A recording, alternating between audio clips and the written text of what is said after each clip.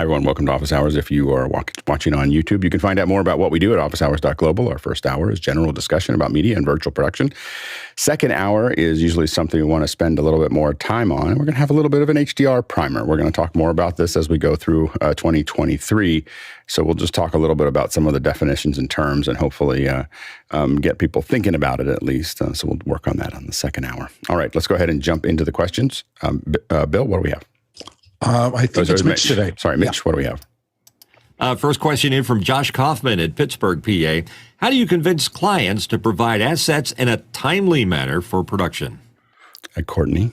Always a good motivator is cash, money. Because, for example, if I'm providing teleprompting services, I have to get the scripts from the client ahead of time to prep them for the teleprompter. And you never know what they're going to be. And if they drop them on you on the set, there could be 70 pages of stuff that was cut and pasted from an Excel spreadsheet. And so trying to format it for the teleprompter can be problematic. So I just tell them, if you get it to us the day before, 24 hours before, no charge. If you get it to us after 5 o'clock the day before, overtime charges go on the bill. So that's the motivator for them to get it in early. You go, John. Walk softly and carry a big stick. Go ahead, Mitchell. Anybody will tell you that does production that the toughest part of the job is collecting all the materials you need so you have them begin production, because it's very hard to start a production and start and stop because you're waiting on assets to come in, particularly from the client. So I make it part of the, I won't call it a contract, but it's certainly a letter of understanding of who's doing what and when things are being delivered. And we won't start the production until we have everything. Yeah, I think that it's a constant problem. You're not going to get what, and it's just a matter of if there's a deadline, everyone's going to run right up to that deadline. So the idea is to try to coax deadlines out earlier before you actually, need them to make it work, saying, hey, we really have to have it. And really what works there is that you have to kind of get that agreed on in the pipeline. And it looks fine when they see it. When you first talk about it 3 months before the actual job, oh yeah, that looks good. And then they're running out of time. But what we do is we move that deadline so we have a little bit of safety there. And it gives us an opportunity mostly to nag them. So we don't nag them until then. We're like, hey, just a reminder that that's coming up in 3 days, or that's coming up tomorrow, and then the day after. And then one thing that's important is you can never forget the deadline. So if they miss the deadline, you keep on saying, hey, we're a couple days behind that. How are we doing? And it can be nice, but it creates this pressure, to get it done. And a lot of the things that we do is we talk a lot about the fact that the quality of the event, especially when doing live events, the quality of the event is going to suffer because they're not getting us the stuff in time. And you do that in email, and you do it constantly, because if something goes wrong, basically what happens is all those emails are like a big cushion that sits in front of you if someone tries to put you under the bus later. so the thing is, there was a long string of emails that kept on telling you that this isn't going to work well if I don't get the stuff that I need. And so we mostly just worry about, we're going to do everything we can to make it work. We're going to dance with whatever they send us, but we're going to keep on telling them that this may not turn out because they're not giving us what we need. And that makes it really hard for them to come back and go, why didn't this work? I'm like, well, there was a long string of emails that said it wasn't going to work if I don't have what I need. And so that tends to be how we kind of approach it. The other thing is we tend to overbuild. I tend to overbuild things. I tend to build things so that I can dance with what the client does. And recently I didn't do that, and it was painful. So you have to kind of build into your pipeline the ability to dance a little bit with that. For instance, a good one is playback. Playback is something that you always get the files at the very last minute. And we tell people that, hey, we need to reconform these. We need to make them work. We need to, test them. And there's going to be a bunch of problems. And these are all the things. And there's always issues. Now if you give us all the playback ahead of time, usually it's on some kind of hyperdeck. It's on a hyperdeck. It's on something else. If you give it to us right at the last minute, we usually have another system, whether that's QLab or Softron or something that we can just drag a file in and play it out. And so we have kind of a way to manage that. If they gave us all of them that way, it'd be pretty difficult. But usually it's some stragglers. And then, again, there's equipment that makes it easier for you to manage. So things like EVSs. We were getting stuff on a show last week that we were getting the files minutes before the show started. And then we're building, we had an EVS operator sitting there building the segments during the show, all the way up until the end of the show, just building the segments as they come in. But you have to have the tools to do that. You can't do that with Final Cut, or Resolve or Premiere or anything else. You need something that's built for that process, and it's expensive. Go ahead, Bill. I also had to learn to decouple my emotions from whether I thought they were messing with me by delaying things turned in. I had a circumstance once where a client told me, you must have this here on the desk on reception Wednesday at 8 o'clock in the morning, or everything's going to fall apart. It was stuff for a board meeting that was happening Thursday. So I respected that, worked really hard, got it set up Wednesday. I came back for a meeting on Friday and it was still sitting there, and I got a little chuffed. I went, I really worked hard to get this to meet your deadline, and now you're not even picking it up. What's going on? Well, it wasn't until a week or two later that I was actually talking to the CEO, and it turned out that on that morning, they had a problem that it was absolutely mission critical, all hands on deck. So the original priority got just swept aside, and I was part of it getting swept aside. And so my emotions attached to it were kind of false. It wasn't that they were ignoring me. It was that they were running their business and doing something more important than my piece of it. So it gave me a little calm about just settle down, do your job as best you can, and don't worry about the little things. Next question.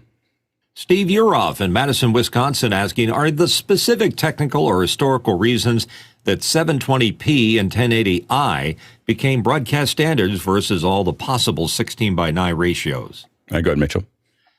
For the most part, it's the dollars, because to build out that infrastructure to 4K and beyond is a very expensive proposition, particularly for networks that have affiliates out there, and even cable systems and even satellite. I guess satellite could do it easiest than any of them, but 1080 is the lowest common denominator next to 720. I haven't seen much 720p. I see mostly 1080i on the standard broadcast channels, CBS, Fox, ABC, NBC, all of those guys. Go ahead, Courtney.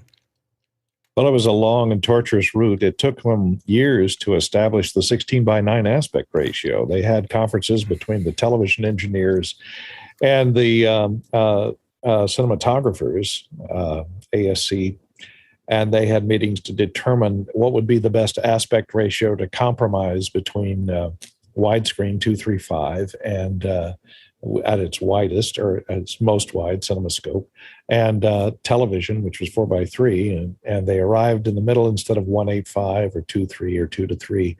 They came up with a 16:9 ratio, and it was done also. The 720p was the first iteration of high def, because you were using CRTs at the time, and they couldn't handle the higher speed of the 1080, the more data, the deflection, the faster deflection of the 1080p originally. So they went to 1080i, which they could handle. And the second was the cable operators that had to carry the cable channels. In order to fit all the cable channels into the current bandwidth, and also the broadcast to fit it into the 6 megahertz bandwidth that had been assigned, they didn't have enough bandwidth to send 1080p originally. And of course, the cable companies could cram more channels in at 720p. And so a lot of cable companies still only handle 720p out there. So a lot of them don't even handle 1080i. Satellite broadcast also, a lot of it is 720p. So it has to do with bandwidth.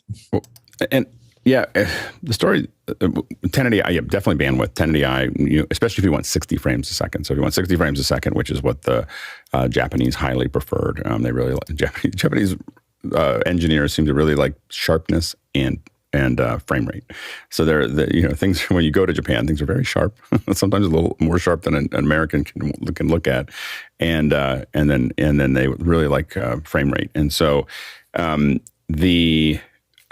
which is, I like both of those things too. So especially the frame rate part. So, but getting 60 frames a second at 1080p was a lot of bandwidth.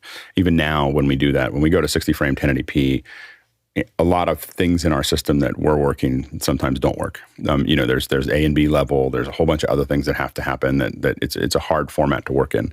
My understanding is that ESPN really wanted 720p because they wanted 60 frame progressive for sports, so they could do replays. so the because replays in the early days with interlace, you'd see the interlace as it froze, and so ESPN really wanted that along with others in sports, and so the 720p didn't use more bandwidth than the 1080i, but it still gave you the 60 frames a second whole frames that were there, and so we've and still most TV, as Courtney astutely pointed out, don't carry it's all 1080i. And it probably won't. It's unlikely that most TV will change because the revenue that they have coming in from terrestrial TV is falling like a rock, and so they don't have the money to put into it's not rebuilding the cameras; it's rebuilding the entire pipeline, every broadcast location. Everything has to have new equipment, and nobody has the money to do that anymore. So it's probably not going to. TV will probably not significantly expand past 1080i, and that's how most of the streaming now is at 4K or in some cases more, and so most TV is slowly becoming kind of the small screen. Go ahead, Mitchell. Yeah, I was just going to add to that the stations or the networks are pretty much stuck at 1080i for quite some time. Forever. And, maybe. Forever. Here's the crazy thing is there's so much talk about 4K and how great it is on your satellite, for example. I have DirecTV. I pay a premium for 4K. Guess what? There's only about 4 channels that broadcast in 4K. The rest of it's 1080i. Yeah. And we're going to see, you'll see more and more online channels that are good doing 4K and streaming in 4K and doing a lot of other things. You'll see, the Olympics were streaming to YouTube in 4K and some of those things. And you'll see most likely, again, I think one of the things you'll see is MLS will probably start at 4K 60. That's my guess, is that next year with Apple, it'll start at 4K 60, but it will keep growing from there. Apple is the first one that is completely unrestrained for sports coverage, for anything major. And so what we're going to see is most likely, again, I think we're going to get to 8K 120 by season 4.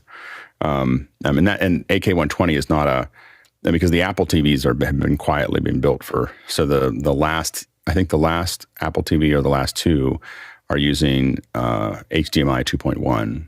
And so they're prepared to do 8K 60. So they could do that now, and you could put another chip in there. And they can do 4K 120 definitely, and I believe it's 8K 60 out of if I remember correctly, about HDMI 2.1. So that high frame rate, high resolution is something that I think Apple will keep on moving down the path. At least the frame rate. The frame rate the resolution is actually, I think we talked about yesterday, is probably the least important thing to the average human eye.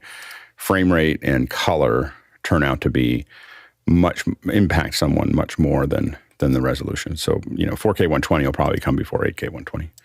But I got to tell you, 8K 120, it's just like looking at a window. You're just looking at a window at that point. I think Guy was talking about that. Guy, you saw the Sony examples, I think at NAB or somewhere else, and it's it's a thing. Oh, did I catch you? Oh yeah. No, okay, yeah. So anyway, next question. Next question from Vincent Alvarez in Bellingham, Washington. How does the NFL show create this shot of a reverse angle? We should be seeing cameras and crew, yet there appears to have a green screen effect. Good, Bill. Well, so don't always overthink things. I think in this particular case, since the people on the panel that's in the reverse shot were in the lower part, it's probably just a matte. They probably just literally took the background shot that they wanted and wiped down over the top of things so that the panel was in the lower piece. There's other ways you can do it, but it doesn't always have to be something as complicated as a green screen, particularly in a reverse like that. Yeah, and you can also get pretty creative with where cameras go. So it's they can be hidden in a lot of places as well. But I'd have to see that moving to understand what was actually happening there. Right. It does just look like a simple map to me. Yeah, from the still, it's hard to tell. Next question. Kent King from Charlotte, North Carolina asked, is Office Hours ready for a Q&A head-to-head challenge with AI? First challenger, ChatGPT. Anyone lucky enough to connect can play along. Yeah, go ahead, Javier. ChatGPT has been super interesting. I've been playing it with it a lot since last week, and it's very cool how the different things I throw to them, the things it comes back. But the two things what I think that it won't do too well as the panel can do. The first one is like it doesn't know about actual like new things, like its knowledge stops somewhere in 2021. So that's the first thing that it doesn't know new things that well. And the second one is context. A lot of the answers of this panel come with it depends, and it depending on whether you're doing. So, but maybe an AI trained with the office hours videos would be super tough to beat. Yeah, exactly. Go ahead, Courtney. I was thinking we could have a back-end person that's in charge, an AI wrangler, and they would just take all the questions that are in and post each one to ChatGPT, and then take the answers and post them into the panel chat, and we could just have a panelist named, GPT. Well, and if Wanda GPT or something. I think we need more women on the panel anyway. We could give a little avatar of a woman and just do text to speech and have her respond. Let's see what Wanda says. And I think you could do text to speech. I think you could do text to speech, and you could also do phonetic mouth movement. From from Unreal has that built into it. So someone and give them kind of a random thing and just have. Well, let's ask. Have our artificial intelligence panelist. Just to answer it. If we, here's the funny thing is, if we get stuck, we just hand it to GPT. We don't know what the answer. That's what those handful of ones that can stick us. We'll just go. Let's ask GPT and just have it just answer it. We're going to spend a whole hour talking about it on Friday. I've been playing with it a lot. So we changed that yesterday. So if you look at the email today, we're going to spend a whole hour on the ChatGPT specifically. I've been playing with it a lot. I have a window open almost all the time when it's running. It's so popular that it keeps breaking. But I ask it all kinds of things just to see, what it's really good at is succinctly answering a question that it's kind of good. Like it's not the best answer ever, but it's succinct, and if you were going to talk to someone about something, it's not that bad. So I find that to be useful. I have been threatening in my copious free time to make a YouTube channel where I just ask it for recipes and cook them and then tell you how it turned out. Because I just did that. I asked ChatGPT for a rainy day soup recipe. It gave me one. And I made it. I'm still eating it. It's really good. And so I asked it for a recipe for ash soup, which is an Afghani soup that I'm very fond of. And I'm going to make it on Sunday. So we'll see how that turns out. But so I've been getting it to give me recipes. I find that it doesn't do very well at imagining things. So I said, imagine a James Bond villain in 1865. And it's like James Bond wouldn't be in 1865.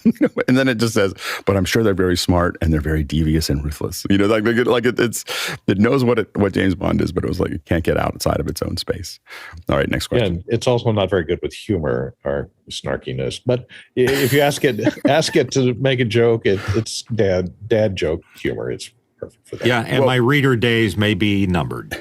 Well, the funny thing is that it'll do the craziest one. They're like, write a haiku about something, and it will write you this great. It's a great haiku. Like it's really good at haikus. Just in case you're wondering, like it's an exceptional haiku writer. Next question. Douglas Carmichael asking, it was mentioned that SMPTE 2110 video would be a major consumer of network bandwidth. I haven't had any experience with it, but NDI seems more flexible and cloud-friendly, and it has reduced infrastructure cost. What can 2110 do that NDI can't? Yeah, go ahead, Guy. Yeah, 2110 is going to be fully uncompressed, whereas NDI is compressed. So you are getting, even in 4K, you're only at about 220 megabits a second, about a 140 for HD at 1080p 60. So I think from what I've seen in some of the diagrams for the cloud routing is that they are dumbing it down to JPEG XS or JPEG 2000 and shooting it up compressed even into the cloud, so they're not going full meal deal. The other thing about those switches is they're very expensive, and I'm pretty sure that they're just direct to direct. There's not a whole lot of way of routing like multicast where you can on NDI you can say I want this same stream to go to 5 different places, and it just is able to do that super easy. I'm pretty sure with SMPTE 2110 that there's another piece, another component to the routing that would allow you to duplicate that signal. So it's not cheap, and for those that need that kind of look, then they'll pay the money to have fully uncompressed. And it's probably going to be 8K. At NEB there was $1 million truck that they were showing off, and it was total 2110. It was interesting to see, but that's the future. That's where it's going. Yeah, the uncompressed means that if you're doing live color correction, if you're doing green screen, if you're doing a lot of other things like that, you're even just your records, you'll also see lower latency with 2110. So it definitely has. If you're looking at high end professional production, it's heavier, it's harder to work with, but it also is probably a little bit more stable than NDI, and will give you a final record that's probably higher quality. But it's to do the same thing that you do with NDI is heavy. Next question. Guy Cochran from Seattle, USA. Does the Insta360 Link USB camera work with the Atomos Zato Connect? I saw the question and I was like, oh, how convenient. We were just talking about this. And Guy pulled a Cochran. Anyway, go ahead. Yeah, go ahead, Guy. Go ahead and receive your own Catches the ball. Yeah, exactly. Yeah, so Alex had asked me to try this out. And I went ahead and ran to the shop last night and picked up an Insta360. We had a couple in stock. So I popped one open, and let's toss to the behind the scenes camera and let's see it. So this is the Zato Connect. It's a little 5-inch screen. It can stream to YouTube and Facebook, and it's got a little monitor on the back. Let me actually push in so you guys can see what that looks like. Here's the back of the unit. Come on, focus. So right now I've got the Insta360 hooked into USB 1.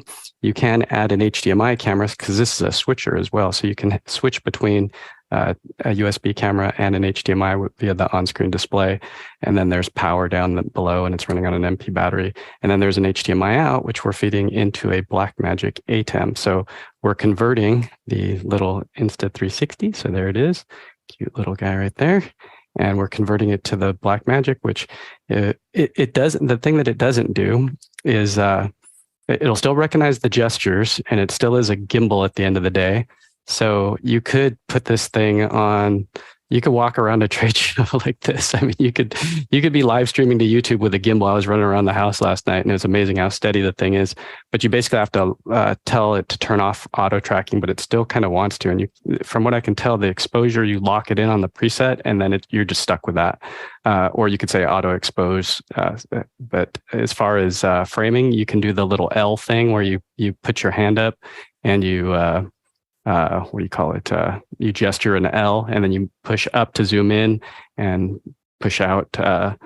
So if I cut over to what the output looks like on the ATEM, so that's the output of this camera.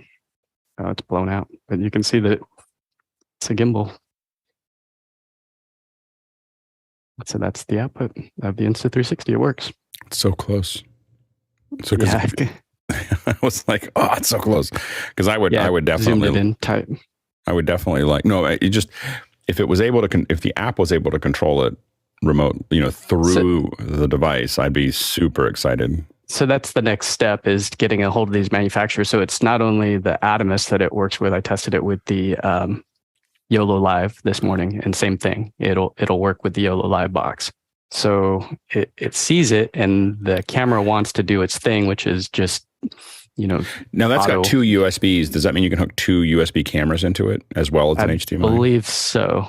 But I tried hooking the USB into the computer, and it just didn't see it. So Insta360 in USB 1 and computer into 2, and the computer wouldn't see it. So if it could just pass that connection through, like that's the big thing, is if it could somehow figure out a way to pass that control connection through, would be useful. Yeah. And this is where we need the power of the group to be like, hey, Atomos, could you make this work? Or YOLO Live? One of the two should be able to get that to work, because the app, of course, I popped it open on my Mac and it works fine. But then the second that I disconnect it, it loses control.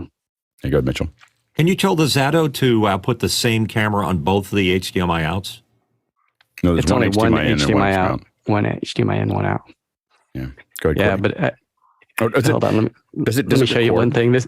it does record as well. So this kind of started giving me some crazy ideas of what we could do for the future of trade shows. You know, you get your USB camera up front, get your wireless receiver, and then you get your hand grip, and then you put your Zato or your YOLO Live or whatever behind, and now you're streaming, and you got nice little portable solutions. Did you ever see the thing that I did with the iPhone when it first came out with video? I think it's somewhere floating around. If you do a search, you'll see a video of me much younger with a lot less gray hair.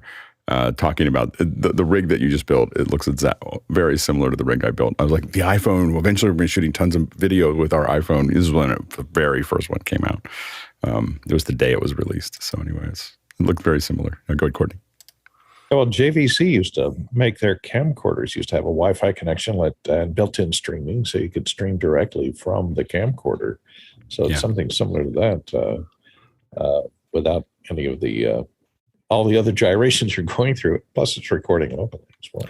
Hard part with JVC is the quality of their chips.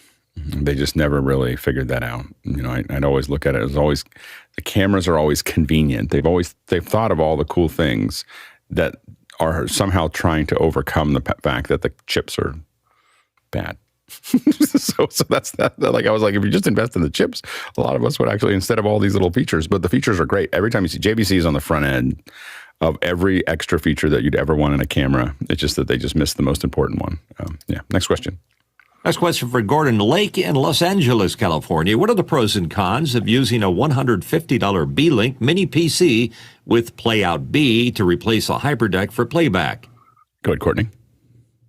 I don't know the cons. The pros are pretty good. They're cheap. You can get, besides B-Link, this is the Melee computer. It's got, all your inputs, your goes intos, goes outs. It has a separate Wi-Fi connection, and it has Ethernet. How do you spell Melee? M-E-L-E. M-E-L-E, okay. M-E-L-E. Melee. And it has, HDMI out. And you can put the Playout B on this. It runs full version of Windows 11 or 10. And the latest version of Playout B that has the markers and everything in it works really well in Windows 11. So, you could stick it in there, and these are only about $200 to $250 for the little ones, and they have some that are even cheaper that have less memory or less storage. But you can get by with what comes in storage. Plus, they have a micro SD card, so you can add a terabyte in a micro SD for extra storage. Yeah, I think there's a lot of advantages to Playout B.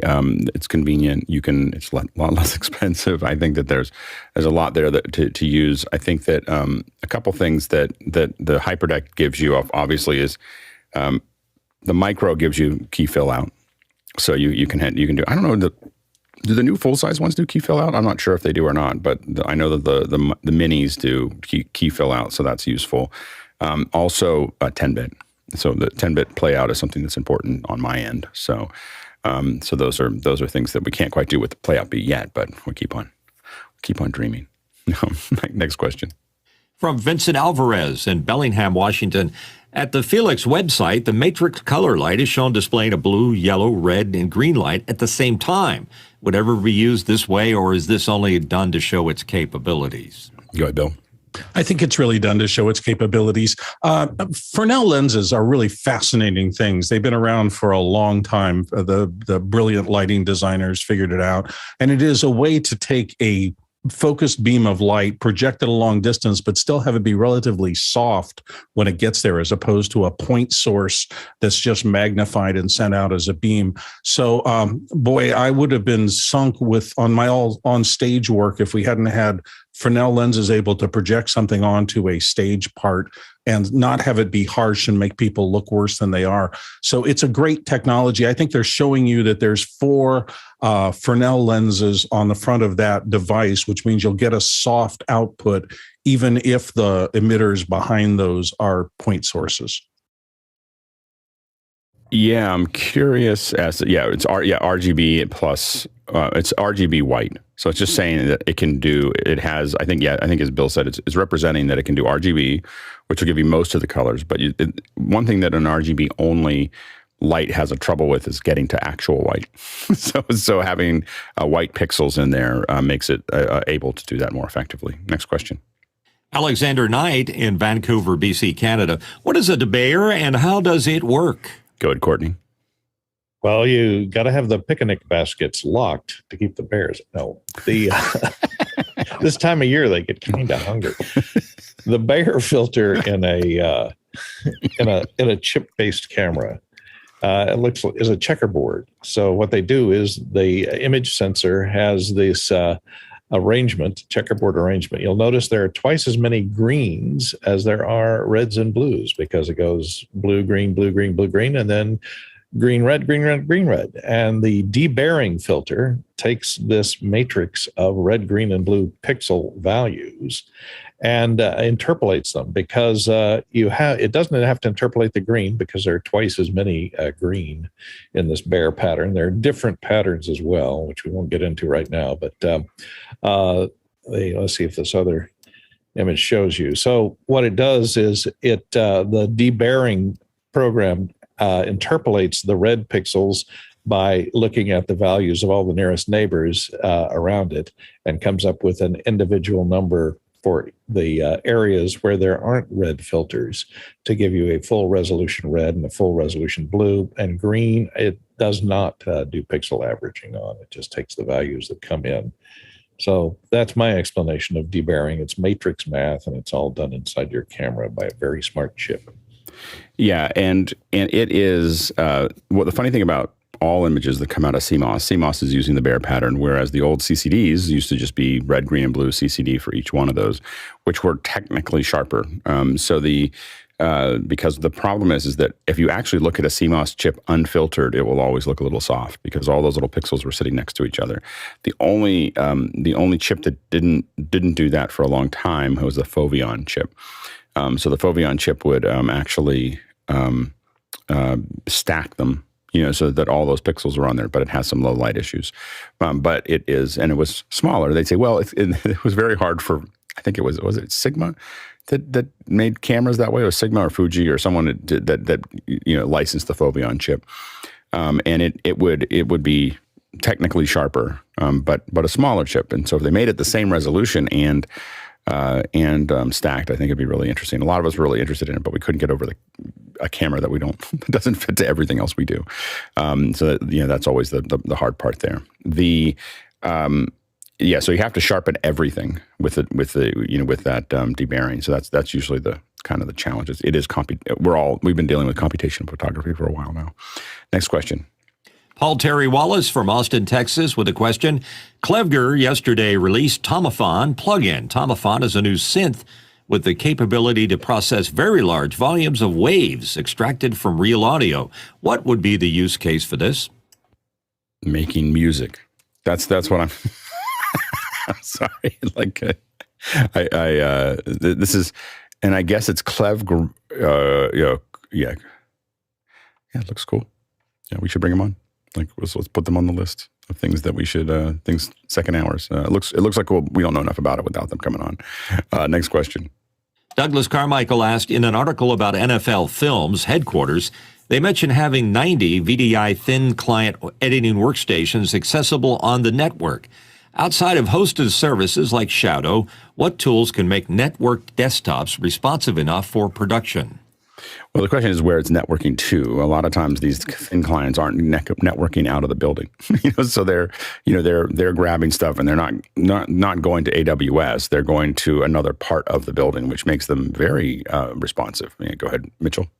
Yeah, the way NFL Films works out in Mount Laurel is everywhere that there's a game going on and they have a crew shooting, they have these backpacks that are on the back of their Amira cameras. And when they're done, they walk over to a device that sucks all the data off that and sends it over to Mount Laurel or maybe to their facilities in Jersey. I think it's Englewood. And that is where the editing is done. It's not done on the cloud. It's done in a studio because they have a massive amount of data coming in constantly all the time. They don't have time to transfer it back and forth. Yeah. Next question. Brett Balo from Appleton, Wisconsin. I live just north of Oshkosh, Wisconsin, home of the famous EAA Air Show mentioned last week. Where is the best place on Discord to get the ball rolling for a discussion on covering this or other events that aren't already listed? CES, NAB? Oh, man. Well, so the question that I have for you, Brett, is if you're close to Oshkosh, do you have a big backyard and can we put tents on it so we can all come? I've done this. We've done this for covering events before. we just get a whole bunch of tents and we throw them all in the backyard. Oftentimes we've done this we did this once. We don't do it all the time. We're covering we went to Bend, Oregon to cover the eclipse. And we just rented a huge farmhouse with a big yard, and we put like 9 tents in it so that we could have our whole crew, because there was no way to get anything at the last minute there because everyone knew that Bend was a good place to watch the eclipse. And so if you've got a big yard, let us know. Or if so I am 100% behind covering Oshkosh. So let's figure out a way that we can again, it's really, can we gather enough people that are interested in it? But talk to Chad and Josh about putting something up there, and let's see if we can't aggregate enough people to. And I think if 5 or 6 people want to go to Oshkosh and cover it, it's worth doing. It's Oshkosh, for those of you listening, is a lot of planes, like a lot of planes flying. And so it'd be great if we could find some space there. But even if we can't, I think it'd be a great experiment for us, because it's definitely geek adjacent, to what we do. A lot of people who would like to do video like planes. So I'm hoping to go down in January down to Tucson to just walk through the Pima Air Museum. So stay tuned for that as well. We might try to get that done. So that'll be a little preview to Oshkosh. Next question. Scott Mueller in Germantown, New York. A lot of faculty I work with think that the onboard MacBook mic and camera is a good setup. How can we gently break it to them that it's less than the best ever and it behooves them to invest in something better in the time of home broadcasting? Go ahead, Javier. I think it's hard for people, like regular people, to know if their sound or their camera looks bad. But we are very good at our brain are great at comparing things. So if you get them into a Zoom session, like all of them, and one of you, or maybe you, can put a good camera, good audio, good video, good lighting, everything, they're gonna start noticing that you sound different, like from all of them. And the second part would be recording that session and playing it back to them, because it's like when someone hears their voice recorded for the first time, that they're like, do I sound like that? Do I really speak like that? When you hear it without doing it, you notice more things. So if they don't get it during the session, when you point to them after the recording, they're gonna see like, oh, I don't look that great, I don't sound that great. So showing it them in comparison to something else, and try to do it like offline, and not when they're doing it. So, you record it and then you play it for them, and you can point things. That's easier. That's the only way I found it to do it. Go ahead, Courtney. Just have them watch the demo video for the Insta360. Look, I made a little case. Because this little device, which can sit on top of their MacBook, which they paid $1,000 too much for anyway, for $350. And this, coupled with a wireless setup like the DJI, wireless microphones, can get them a full, network quality image in comparison to what they've been using to send their stuff out to their students. And the fact that this little gimbal device can follow you around, can track your faces, can detect a whiteboard if you want to put stuff on a board and write it, or can tilt down and let you show something on your desk to the students as well, without and the built-in cameras to any of the laptops can't do any of that stuff. So just have them watch the Insta360 demo that shows the whiteboard and the desktop view and the DJI microphone to improve the quality of the sound as they walk around the room. Good, Bill. Yeah, I think this is going to be a tough sell forever, because a lot of people think it's clear, people can hear me, I'm done. And everybody here is completely 180 degrees against that idea, because we understand that in the modern world of person-to-person communication, your Zoom presence is the equivalent of how you dress for a lecture or something like that, how you present yourself to the world. And people have to make that flip in their minds that it makes a difference. You wouldn't go in T-shirts and shorts to present to your colleagues, yet you're happy to have a laptop camera looking up and counting your nose hairs because you took no time to look at the geometry of your shot or anything else. And I don't know how you get people to accept that other than to just keep preaching about it and hope you can make the case over the course of time. Yeah, I tend not to preach about it very much. I mean, here I do.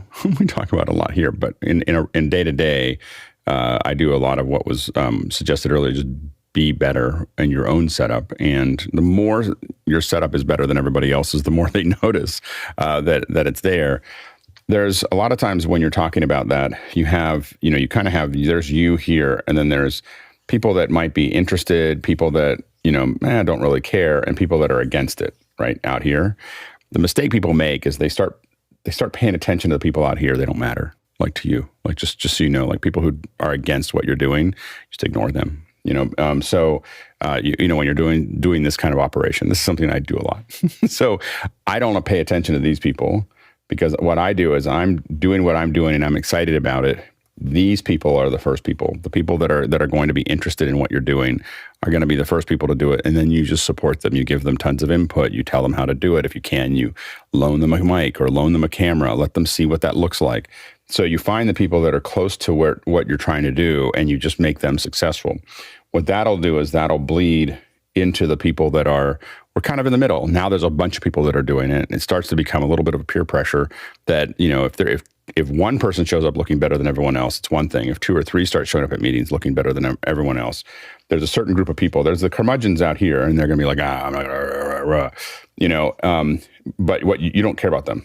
All you care about are the people that are in the middle here. Now, this last little piece, what will happen is either they will finally realize that this is a pretty good deal, or no one will listen to them during the meetings. Like literally, people will just start ignoring them, and and eventually they're either going to be in the bus or under the bus. And the reason for that is that I can tell you, I've been in meetings like this. If 4 people have really good setups, the one person that doesn't, no one really pays attention to them. Like, like that, it's just hard for you to listen to them talk. And people think, well, it should be all about the content. It's never all about the content. It's never, ever. How you look, what you drive, what you dress like, all those things impact people, whether you like it or not. And so the thing is, it's never about that. And so having, upscaling first yourself, then people around you, then the people around them, the people on the outer edge that don't want to do it, again, they get to enjoy being at the meeting, but they will be looked down on all the time because it when you have bad camera, especially compared to other people, when you have bad cameras and bad audio, people just don't take you seriously. I strongly believe this is why we've lost a lot of our interest in the press and a lot of our interest in government, is because they kept on showing up with bad cameras and bad audio. For 2 years, we got to watch them with bad cameras and bad audio, and it's just hard to believe them, when they look like that.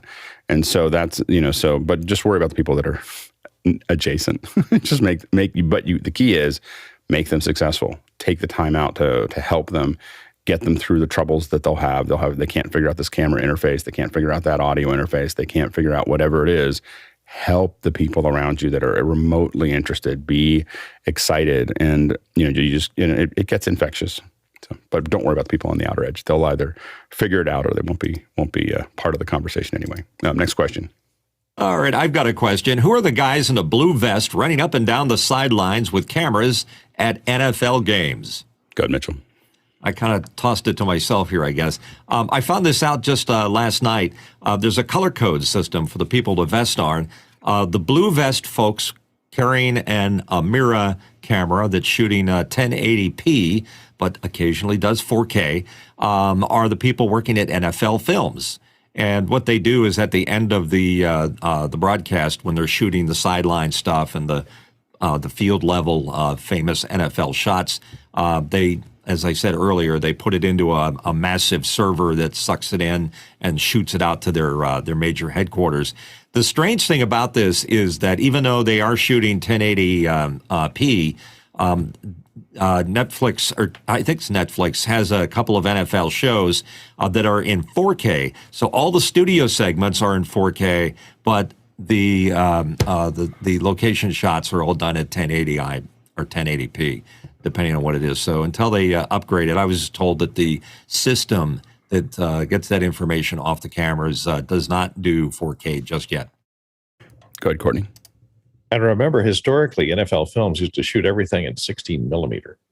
And they used to be on the sidelines with 16 millimeter. And in fact, they used to process it like two doors down from my office down in Larchmont. NFL Films had their processing plant there. So, and for years, after everyone had gone to, even when they were going to high def video, they were still shooting in 16 millimeter because they liked the portability of it and the look of it. Good, Bill. Single greatest sports shot I ever saw was one of those 16 millimeter camera guys. Quarterback fell back to throw a pass.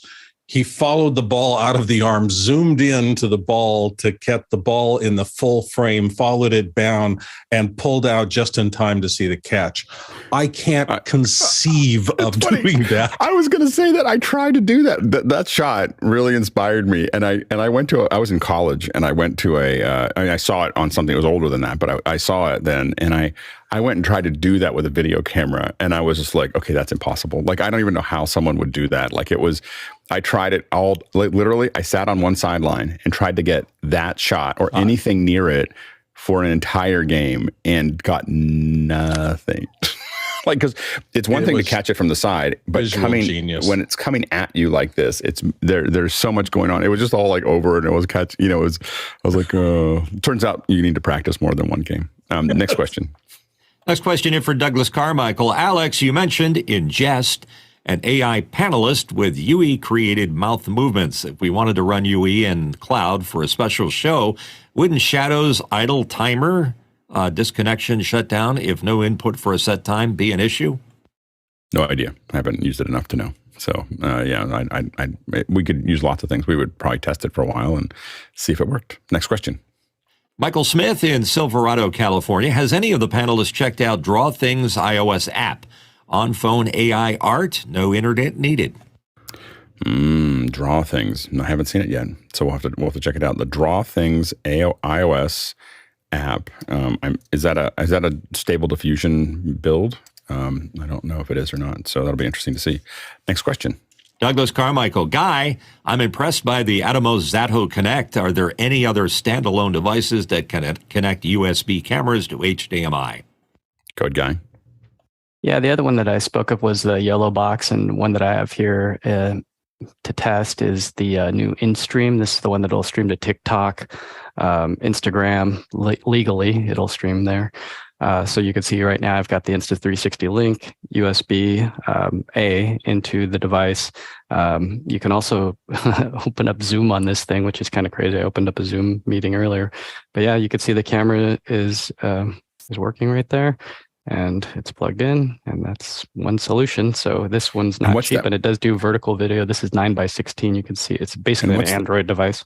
This is the YOLO box, and you can see it's got Ethernet. So you can do Ethernet, Wi-Fi, and a SIM card inside this thing. And it's got HDMI. Which YOLO box? This is the InStream. This is the new one. Yeah. This they have the Pro. They have the not Pro. Some people are happy with these things. I'm not in love with it. With the original one, we streamed at our church, and it was fine. But anytime you put some load on it, if you just had like a basic stream, it was fine. But when you start putting load on it, it got funky. And when you say load, you mean a lot of movement? A lot of cameras, graphics, all the stuff that they promise. It's like it. I think that they bit off more than they can chew with their marketing. So if you're just going to pump a video signal in, it works great. If you're going to use the tools that it put in there. Well, it's gotten better over the 2 years. So I got to give them a break because they've grown up a lot. So there's a lot of happy users now. But at the beginning, there was a lot of frustrated. And this is $1,000. Is that right? I believe so. $1,000. Yeah, and it'll run for three hours. And you can see in the encoding settings, you got constant bit rate, constant quality, VBR. You can pump up the bit rate.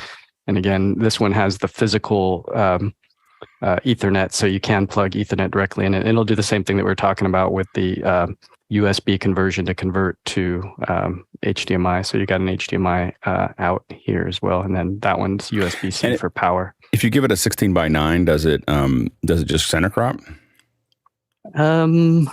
Right now it's rotating. I can't rotate this camera sideways. Yeah, this one's portrait only. I can't rotate this thing side. This camera wants to right itself because it does have a portrait mode, I think. Yeah, I'm just curious what it does do you have to turn the camera sideways to it? You do. Yes. Right. Turn the camera sideways. Got it. Interesting. Cool. Yep. Next question. Guy, don't go anywhere. Tony Mobley from Newton, Georgia has a question for you. What iPad is Guy using in his demo in the pre-show? Please share use case for cameras and software. I think that might be the Wacom tablet. He was talking about, this is the first generation iPad, and I'm running the Red Komodo app, so you can see that I can control focus, I can control iris, I can control shutter. There's all kinds of controls for color and LUTs and film. It's crazy. You can control every menu essentially. It's a crazy app. So that's how I'm using it. It's the original 12.9 iPad, and I finally found a good use for it. Very good. Next question. Paul Terry Wallace in Austin, Texas, asking, how do you get evaluation products to review on YouTube? Like the big YouTubers like Jeffrey Powers. Yeah, go ahead, Bill. It's all reputation and their ability to influence. If you have enough followers, you will get fed products like that. I used to write for a magazine. And so because what I wrote in the magazine reached a bigger audience, people would send me products all the time to do that. And it's just part of the whole thing. And now, of course, that's gotten away from organizations and down to individual influencers who have built enough online and social savvy to know that they can leverage that audience into product placements. Yeah. I've been getting a lot of free stuff for a long time. you just have to, if you're doing it for a long time. The big thing is that you have to prime the pump by buying a lot of things and reviewing them. And then if you show that you have a good review and you start building up following and people look at it and go, oh, I would love my product to be there. People end up start, offering stuff. Go ahead, Guy. Yeah, you gotta just do a good job of putting out the content to viewers. We used a service called Grapevine, so I used to really push these lights that we had, and we used Grapevine, and we would look at the international reach that people had. So you can see their Twitter, you can see their YouTube, and it all would just boil it down, and then it would give them a score. And so we would sort and sift and see, watch all their content. So we had a team that would just sit there and parse, and then we would reach out, direct message and reach out, and then offer, a fee to somebody to do a video on a light. And then that's the sponsorship, and you have to actually tag your video.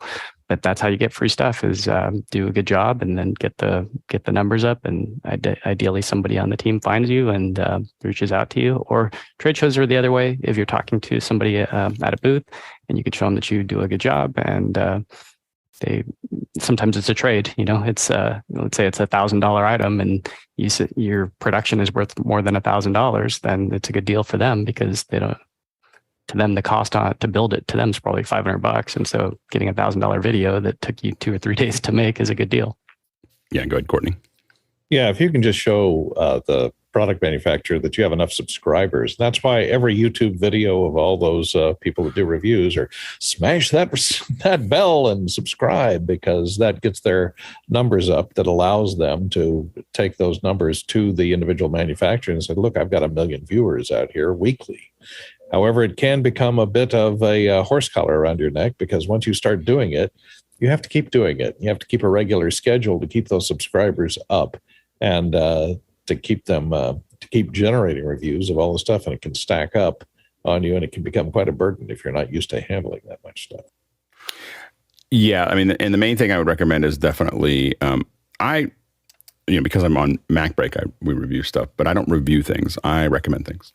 So, and I used to review things. I don't like reviewing them, because I found that I got locked up, because I'd be like, well, I don't know if that's really the right thing. I don't know if this is the right thing. So when I do things on Mac, it's why MacBreak has picks, not reviews, is because I didn't want to review things. I wanted to pick things. Say, hey, I really like this. Then I can just be unabashedly, I really like this. This is really good. This is what I'm looking at. This is what, and this is why I think that the review thing, and I can say, oh, well, it doesn't do this, but I really still like it, and I recommend it. But I went to kind of recommending things, and when I talk to anybody that wants to send me something, or I want to borrow something to look at, I tell them, here's the deal. I'm going to look at your product. If I don't like it, I'm just not going to talk about it. Like I'll send you back the product. Like if I like it, I'm going to recommend it. If I don't like it, I'm not. And they love that, actually. like they're like, they don't want the reviews. They want people to say, they'd rather you say nothing than to talk bad about it. And the function, the reason I did that over 20 years is that I just really realized it doesn't work for me, but it doesn't mean it doesn't work for anybody. And I kind of felt I just couldn't. I had a hard time doing the reviews that way, and so I just found that recommending things was a better solution, or just talking about how something works, but not getting into this doesn't work in the videos. Go ahead, Mitchell. Yeah, I'd like to speak to my friends at Sony for a second and tell them, please send an FR7 to Alex. We all want one. We all want one. Yeah, exactly. I've already asked for that. Anyway, so next question. Next question from Douglas Carmichael. If you wanted to install 10 gigabit Ethernet at home, what brand and model of managed switch would the panel recommend? Go ahead, Guy. Yeah, it's a tough call because it depends on what you're doing and how many users that you need to actually be connected at the full 10 gig. So the switch that I'm using is a Netgear AV4250, and I'm using 10 gig via these fiber little adapters. So they go in, and then you can get a 10 gig card, which for a PCIe card is really cheap. But the second that you start going over to the Mac line and you want to get a Sonnet one, it's like $350. So how many need to be connected at the full? So I have another QNAP adapter that's USB-C to 5 gigabit, and that one's full. So the two are connected. These two machines are connected through the switch. So the switch has two up links, and you can share data super fast. But then the rest of the users will be at just the regular 1 gigabit. So you just got to ask yourself, do I really want to go full in? So QNAP is one. There's a guy named Lon Stedman who has a nice video on Amazon that goes through him hooking up some of these cheap 5-port ones that are a pretty good deal. So it just again, it depends on, do you really need 10 gig everywhere? Because it gets expensive. I mean, $350, $400 a whack for USB-C or Thunderbolt 3 to 10 gig. It's expensive. So unless you really need that horsepower, I wouldn't be investing in a big switch to connect a bunch of users that just only need 1 gigabit anyway. Next question. From Wayne Ma in Park City, Utah. I'm hearing impaired and usually use over-the-ear headphones with Bluetooth with my Apple TV 4K. Problem is, with the headphones active, the audio to my speakers are cut off, so nobody else can hear the audio. Do you have a solution for this? Go ahead, Courtney. Don't use Apple TV. Use a different app. My Samsung TV has a similar problem. It has Bluetooth built into it, and it has apps built into it because it's a smart TV with Tizen built in. So I can take streaming coming into the TV, and it has a Bluetooth connection. So I have a friend who connects with his Bluetooth headphones because he's as well hard of hearing. But it does not mute the optical output of the TV. So I take the optical output of the TV or Toslink into the sound bar. And so it's on a separate, it's separate from anything else. So it even though you're listening on headphones, you can still send the output over the optical link to your sound bar or some other audio device like an AVS to broadcast the audio for your sound. But I don't think I'm not sure if that Apple TV, when you connect to Bluetooth to the Apple TV, if it mutes the output over the HDMI, then you're stuck. So you might have to ditch the Apple TV and go to some other streaming device if you need to hear both. Yeah, so it does, and it's kind of considered a feature that it turns everything else off automatically.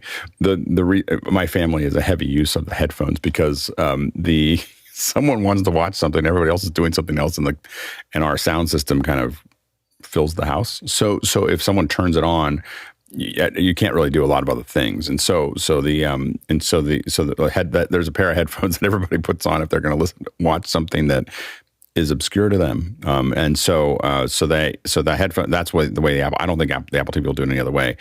If you pass that HDMI signal through anything that has a headphone output, that can be an audio video receiver. It can be a variety of other little devices. As long as it's got an HDMI out, you can get that. You then just need an adapter to the HDMI, Bluetooth adapter to, from an 1/8 inch jack or 1/4 inch jack, and you'll be able to listen to it at that point. And then it just goes through, puts it in there, so you don't have to give up on your Apple TV because it is the best. I have them all, the interfaces. So, by the way, this is for Josh. We need to do a whole second hour. I've been really thinking about this, about interfaces, and why they're important, because it's not something that most people seem to understand. And even just within the Apple app, going to we were just there was a long discussion in my family about how bad the Amazon Prime interface is, and so it just frustrates you, and there's lots of silly things that people do that and on most of the other platforms, the interface is pretty. When you're used to an Apple platform, it's like, oh, you didn't think about like 80 things that would make this easier. Next question. Douglas Carmichael asks, how does the Atomos Shogun Connect differ from the Zato Connect? Can the Shogun Connect act as a USB HDMI gateway as well? Do you know, Guy? I don't know enough about the Shogun. I don't know enough about the Connect. Yeah, that one I haven't had a chance to play with. It's sitting on the shelf. They limit me as to how much I can just walk in there and grab. But it's like, do you want this one or this one? It's like you're grabbing all this stuff. But yeah, I saw that the Frame.io camera to cloud will work with the Shogun Connect, and that's one of the bigger things that it does. And then it's a bigger screen physically, and the price difference is twice the cost. As far as does it do that same connection, I'll have to look at the specs and see.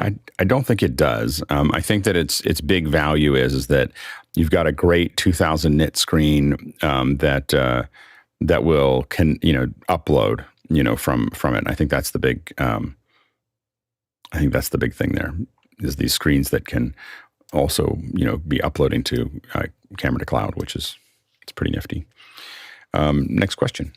Final question for the hour, coming from Douglas Carmichael. Marketing materials for the Red Komodo talk about easier VFX camera tracking match move because of no rolling shutter artifacts. Blender has VFX features. How hard are VFX concepts to learn versus 3D modeling? They're just different. So I've done a lot of 3D modeling, I've done a lot of VFX. They all have their own challenges. I think you can probably do simple VFX shots easier than it is to model.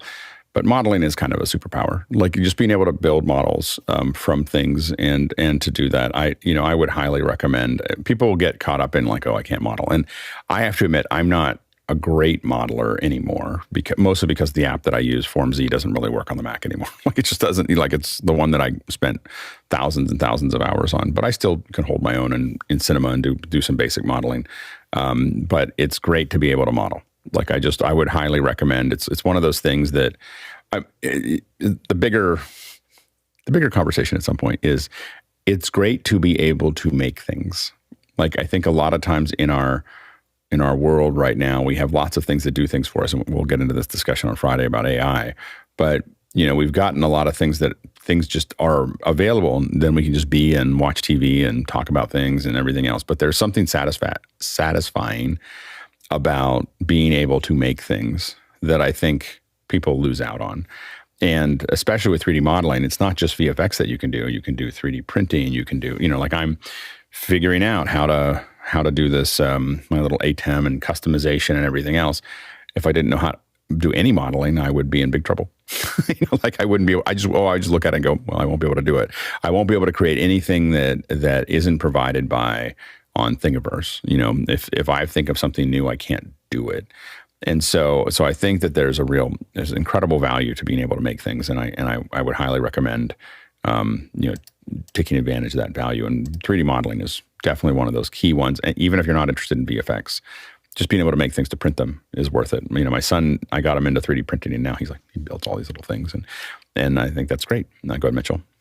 Yeah, I've done a lot with VFX and After Effects, and I've done as much as I can in that area. I really think the new territory is, for me anyhow, is getting into Cinema 4D and 3D modeling and learning that, because I just dabble in it and it's not enough. You got to be all over it now. And the good news is that if you're using Blender, there are or Cinema 4D, but especially Blender, there's like a million videos online about how to model. So it's not like when we started, we were just like, there was the manual and people that you knew. When we learned FormZ, there was 3 pages of graph paper explaining how to do lofting specifically, and exactly all the rules to doing great lofting that Coley Wirtz had written down from some design class, and we all had pictures of it.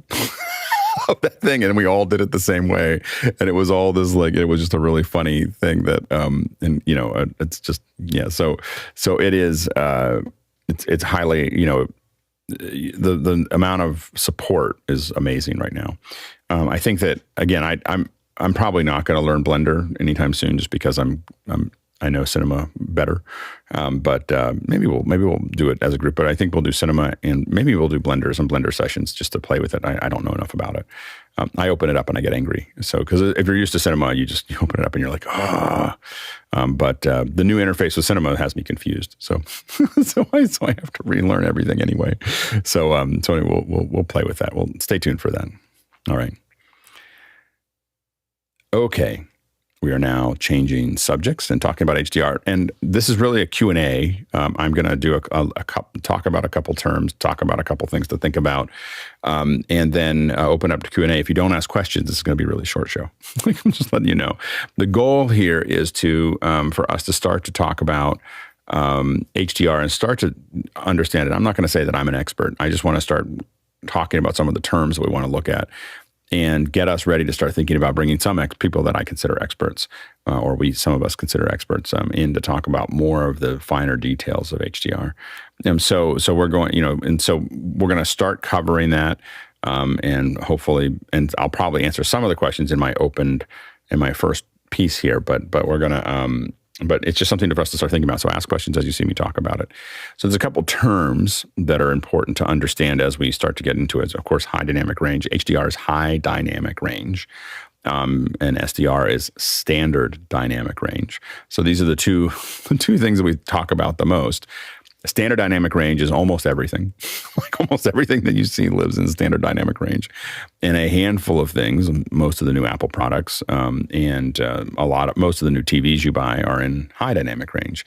But when we say high dynamic range, that really means a lot of different things to a lot of people. I'm not sure exactly what the definition of high dynamic range is. I think it's like 400 nits or 600 nits. I mean, a lot of times standard dynamic range is, if you think about it, it's give me 1 second here.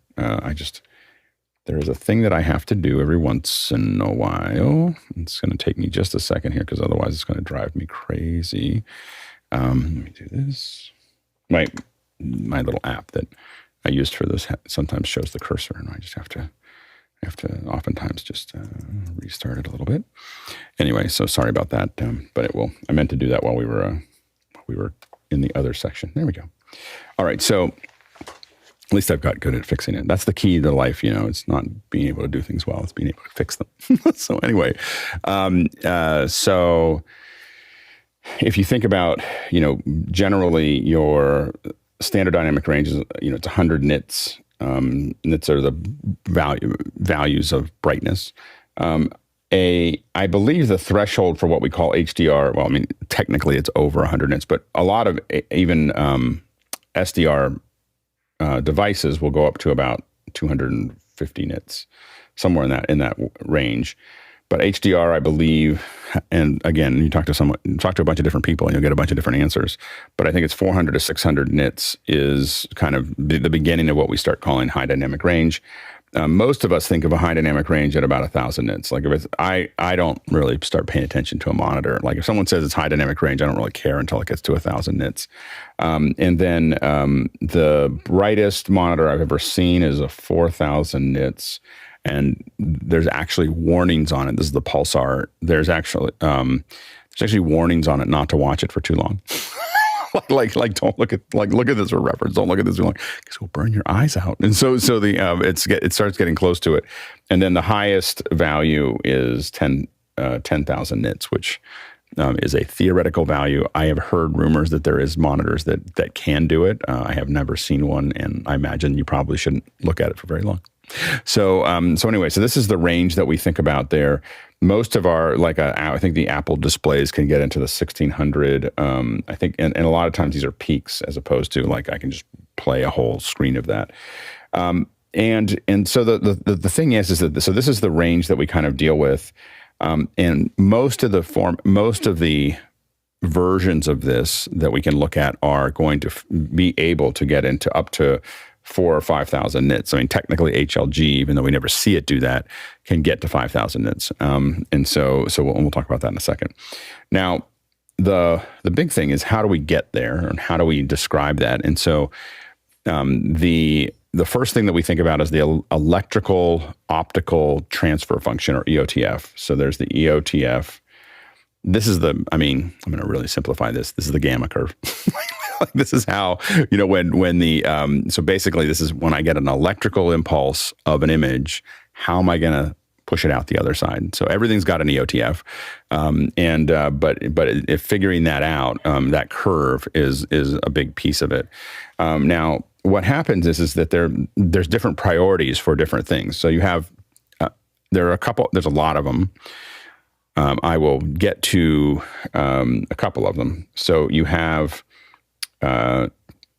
first you have the color spaces. This is not the same as, it's not the same as HDR, but the color spaces. And the two major ones that we pay a lot of attention to are Rec 709, and then we also have Rec 2020. Rec 709 is what most of us think of as video, standard definition, or standard dynamic range video here. And Rec 2020 is a much larger box. So all the things that we talk about, whether it's a PQ curve or other curve, all the other HDR signals sit inside of the Rec 2020 box, but it can describe a lot of different things. It's just a much larger box of colors to work with than Rec 709. 709 is very small. Rec 2020 is a lot bigger. We'll get into these. We can get into these more details. We could do an hour every week and slowly dig through these. But I'm just going to, when you hear someone say Rec 709, that generally just means standard dynamic range video. When they say Rec 2020, it's the larger color space that's going to fit the things into it. But it's not, Rec 2020 is not HDR. It's just a big color space that can be there. There's a lot of things that sit inside of it. So then you have two major curves that we pay a lot of attention to, and that's the HLG curve and the PQ curve.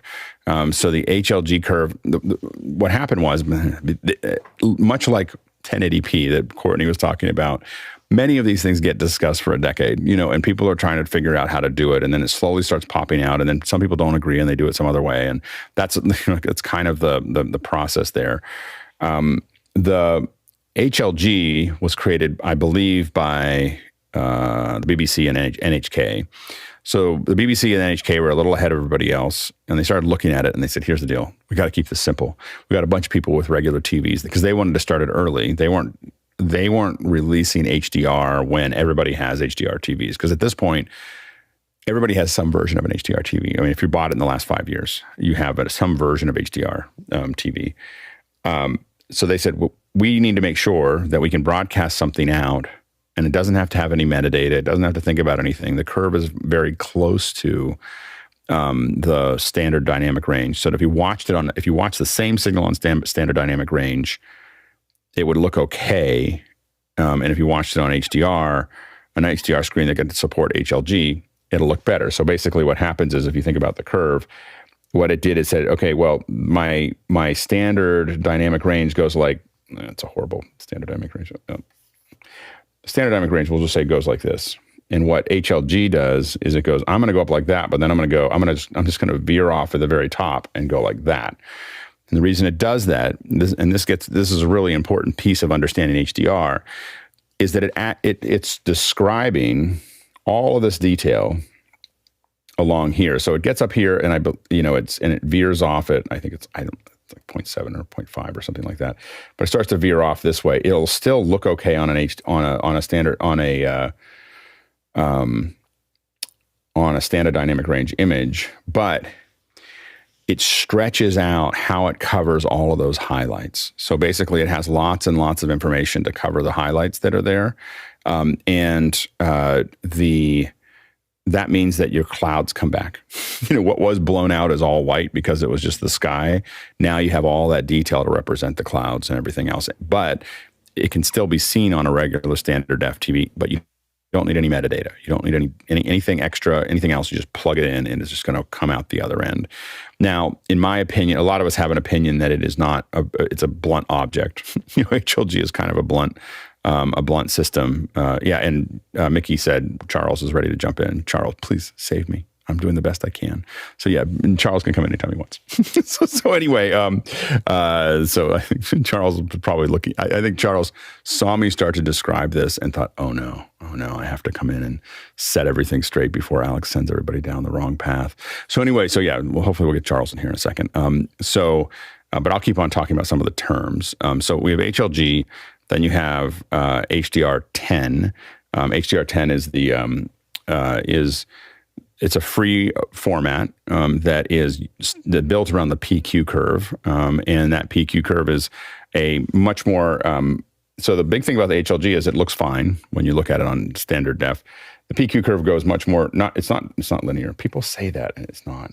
But anyway, it goes much more along across, which means it looks very dark. It looks like someone poured coffee over your image. It's going to look without the TV knowing what it's looking at. What you know when you look at a PQ curve is that it looks dark. It looks washed out. It looks desaturated. All those things happen with it because it doesn't know what to do with it because it doesn't have the information. It doesn't know that this is if a standard definition TV sees everything looks all, it doesn't look right. So you know that that's the case with that.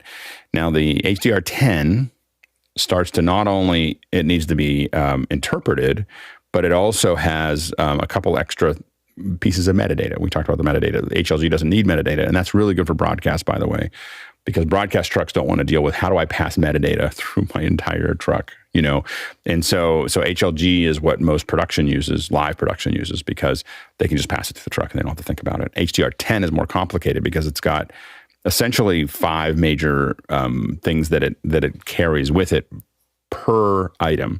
So when it's playing out at the very beginning, when it's sending the signal, it's going to send you a MaxCLL,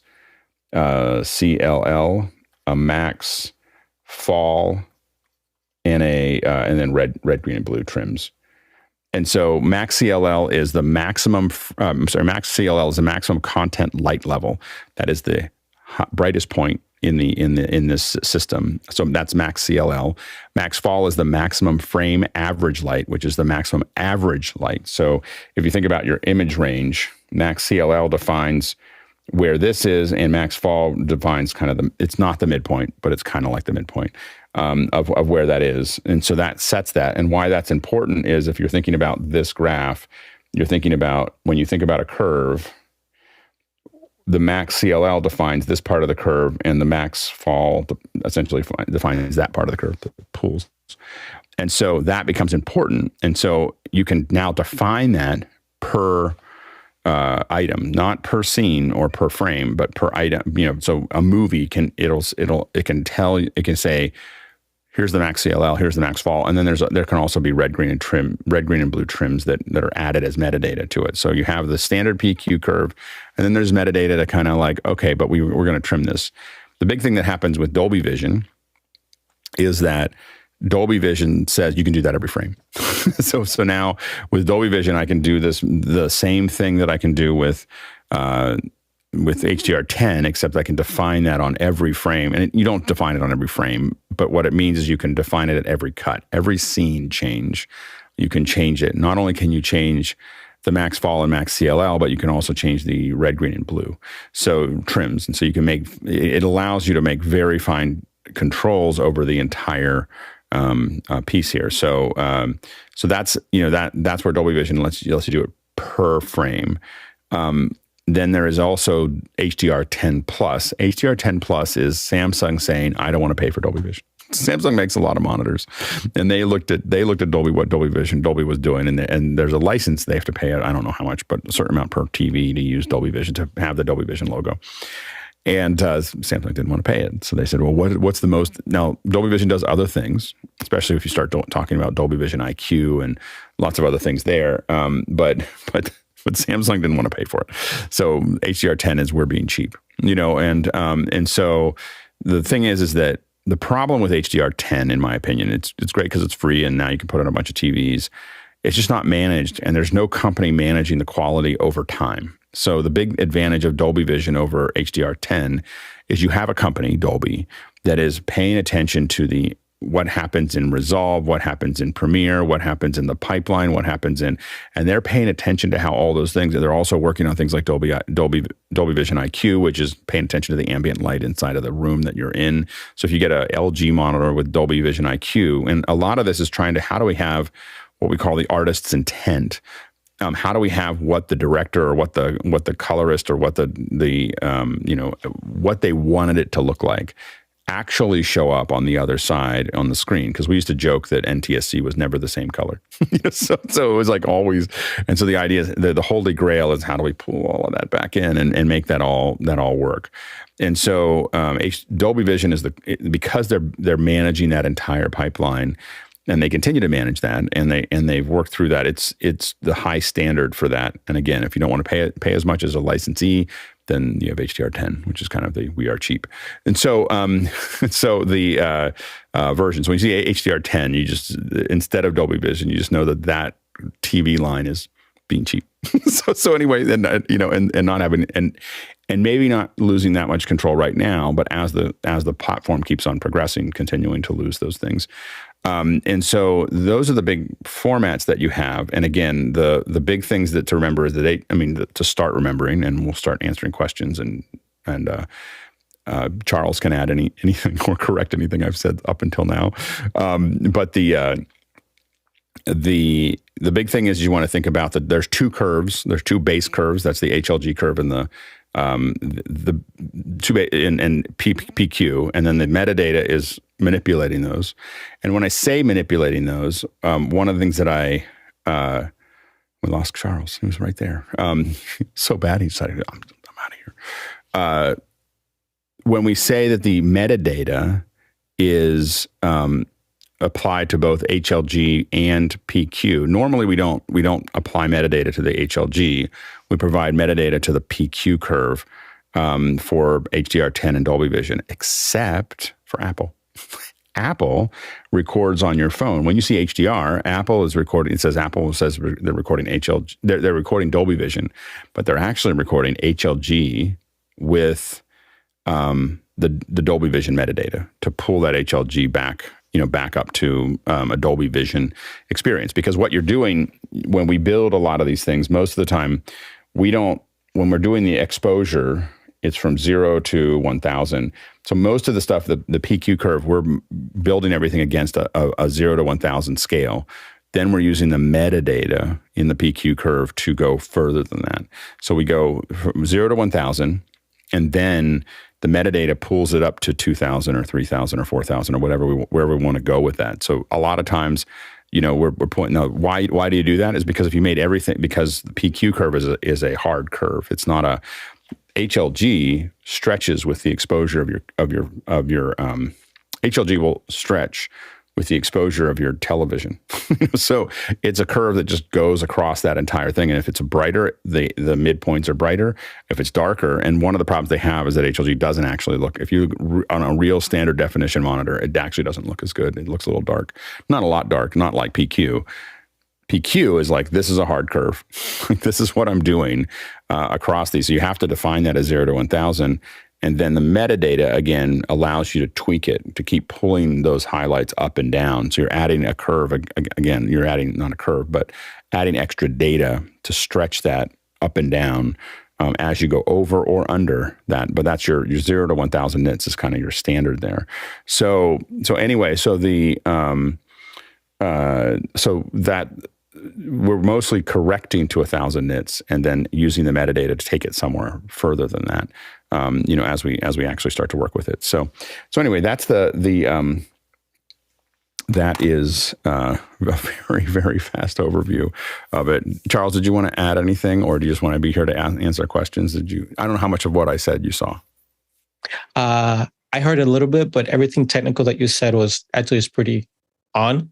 Okay. Right. So, and if there's anybody that I trust to technically get things right, it's usually you. Well, so it was funny. I was prepping for this. I'm always, I haven't taken any classes on HDR. I've just done a bunch of HDR. And so I have, like things that the problem with HDR is, and I want to build like a little booklet of like understanding HDR in a nutshell. And so I've been kind of thinking about it. When I read all these articles, there's so many of them that are bad. That's why I was like, oh, we should talk about that. There's so many of them that are not. So anyway, so you mostly concur with what I've talked about up until now. Is there anything else you want to add? I think creatively right now, there seems to be two schools of HDR grading. One is keeping, that's like the ratios that you have instead of your SDR grade, which is keeping like the ratio between like your key fill and your light and the shadows and darks. And you keep all that the same, but then as you go to HDR, you just move the image up and perhaps maybe open up the top end to get the highlights to live a little bit more. Right? That is one way. And the other way is to actually, if something is sitting at 50 nits, 40 nits in SDR, to actually keep that same nit level going to HDR and then letting everything above that breathe a little bit more. Right? So sometimes you'll have shows that if you're looking at the HDR, and then you switch to the SDR, your SDR will probably look brighter because your TV is pushing it up to what the TV is capable of. But the HDR is being mapped to something closer to the creative intent of the house and the producer and the colorist. So that is still a bit of an issue. And I'm not sure how going forward we could be fixing that. And I do think that what's important is people think of HDR as, oh, it's just brighter. And that's not really the point. It's that there's more detail in the highlights. There's more there to see than there was before, right? Exactly. Yeah, right. You can think about it. It's just having a larger playpen to play with. You have more crayons, more colored pencils. You could play with a lot more, the range that you have to play with. But with that comes a lot more responsibility. Right? Because now you have to decide, where do I want to put these skin tones? Where do I want to put this background? Before, in 100 nits SDR, you could get away with a lot more. If you were technically sound, you could get away with a lot more. Now you have this huge sandbox, and whatever small mistakes that you got away with in SDR are now compounded in HDR. So whatever was wrong will really show up in HDR. Right. Yeah. So absolutely. So trying to keep those small nuances and just knowing that you do have the ability to choose where you want that background, where you want that highlight. Most things in HDR don't need to be as bright as most people are expecting it. Most surfaces are not emitting light, they're reflecting light. And so if you keep that in mind, you'll get a pretty good sense of, if you go outside, most things are receiving light and reflecting light. Headlights, candles, shine off the hood of a car, perhaps we'll get to those really, really like bright peaks. But those things we're used to experiencing on the outside. Skin tones are not one of those things. So right now, I do see a lot of stuff on Instagram and other places where the HDR is, it doesn't feel right. Right. It's looking pretty bad, you could say. Yeah. But we have a lot more leeway now and ability to choose exactly how we want to paint that image and the colors, and especially with the saturation that we could achieve. If you have a monitor that could actually produce that in the higher nit levels, you have a new world to play with. So it's pretty amazing. Yeah, and one thing that I didn't address that is important to all these discussions is the bit depth. So a lot of us talk about, there's the major bit depths that we end up talking about are 8-bit, 10-bit, 12-bit. And this is how many bits are dedicated to each channel, red, green, and blue. So it's not, and so when we have 8-bit, and this is what we've grown up with, is 256 levels. So there can be 256 different gray values in the red, green, or blue. So they each have that, and that's been good for a lot of things that we've done. Then we have 10-bit, and 10-bit is 1024, and 12-bit is 4096. And the main thing there is that as you add each bit, of course, you double the number of things, and we don't use the odd numbers. so anyway, so that's why it's 4 times each one.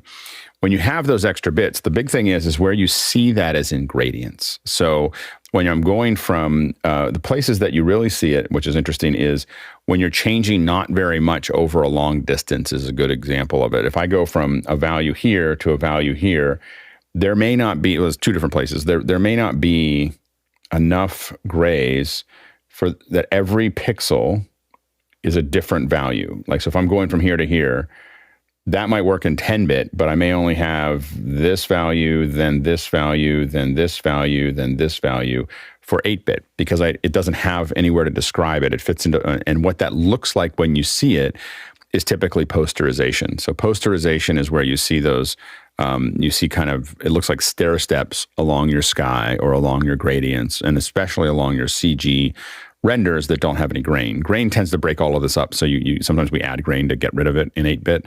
But the main thing is that when you have a really smooth, conversion, and that's why I tell you in HDR, like CG rendered stuff that is rendered out at 12-bit and then put into HDR just looks unbelievable, because you're just not, it's just such a, with no grain, it just looks incredible, because it can finally be represented somewhere. And so anyway, as you end up with more of those, the other place that happens is the same thing on a big change like this. It's jumping, but it may not have the description to go all the way to that brightness, to there. And so you start to see some posterization as well. You see it just drop. It's not posterization. You see things just drop off fast between those two. But the main thing is these gradients, the skies, and a lot of other places. And so generally we can take 8-bit. It doesn't mean we can't stretch it and remap it to HDR. And we're going to do that. We've done that with Zoom here in a couple of the tests. So you absolutely can remap it, but you will start to see more posterization. Like that is because we're now taking that 8-bit and we're just separating it out. We're pulling it apart, and that data wasn't there in the first place. So now there are ways to fix that. Like if we are at 4K and you stretch 8-bit to 10-bit, but you take the 8-bit, convert it to 10-bit, and then scale it back down to 1080p, for instance, the oversampling will mush some of that together and actually reduce a little bit of that, but it's not perfect. So anyway, so those bit depths are really important. 10-bit is kind of the minimum to get good HDR, and 12-bit if you're going for 4,000 nits, or you're going for something or you have really fine gradients, you're going to need a 12-bit image, and that not a lot of cameras do that. Your rendering engines can do that. 3D can go, oh yeah, you're going to 12-bit or 16-bit, you just let me know. The cameras tend not to go to 12-bit. Most of the cameras that we have are doing 10-bit. Some do. And then there's also taking RAW and converting to 12-bit and so on and so forth. So that's the other thing that we just need to always keep in mind, because that's important as well. We got a lot of questions stacking up. Okay, let's go. And Charles, just poke your head into any of these if you. Alton Christensen in New York says, please clarify the difference between the HLG and Dolby Vision and their workflows. And yeah, Charles, just raise your hand for any of those in the back end. Are you you're in the system there. So the main thing is that HLG, of course, has the HLG curve. It's a set curve. The Dolby Vision is working off the PQ curve and adding metadata to it to adjust it up and down automatically for that. Now, again, the exception to that is the way Apple uses it, which is HLG with metadata to make that work within the iPhone. Go ahead, Charles. Yeah. So inside of Dolby Vision, you do get a lot more room to fine tune your. Okay. Inside of the metadata that you create for your deliverable of HDR, in Dolby Vision, you'll get the ability to actually do your trims, because if you're delivering for, let's say, Netflix or Apple, you might need to do a trim for a 600 nit, right? So when you deliver for Dolby Vision, you have to do your HDR, which right now the standard is 1,000 nits, but you also have to do an SDR trim, right? and their signal will go and figure out what your device can actually take, and it'll do that for you. But in between them, now there's a lot of monitors that can reach 500, 600, maybe 700 nits. So we have to do a trim that is going to help us get a little closer to the capabilities of your home monitor. And those trims in Dolby Vision is where the real magic starts to happen for them, which is where the value comes in, because I can see my HDR 1000 nit trim. I could also see my 600 and 500 nit trims and adjust those to make the best of the image within that given range. And the same thing for SDR. And it's something that you only get inside of Dolby Vision. Everybody else lets the manufacturer, the TV manufacturer, sort of figure out what it can display, and it turns into a bit of a melee. But Dolby Vision is really, really leading the way in how we actually fine-tune and map to each individual display out in the wild. Next question.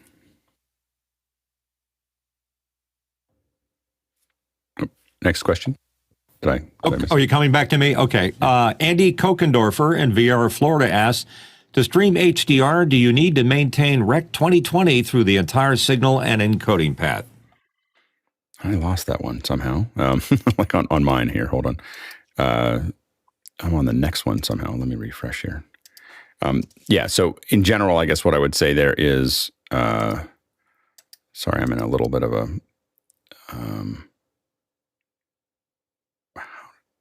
we got into some kind of weird state there. Anyway, so the, did we get rid of this one? Done. Sorry for the inside baseball. Just a little confused there. Yeah. So you go ahead, Charles. Yes.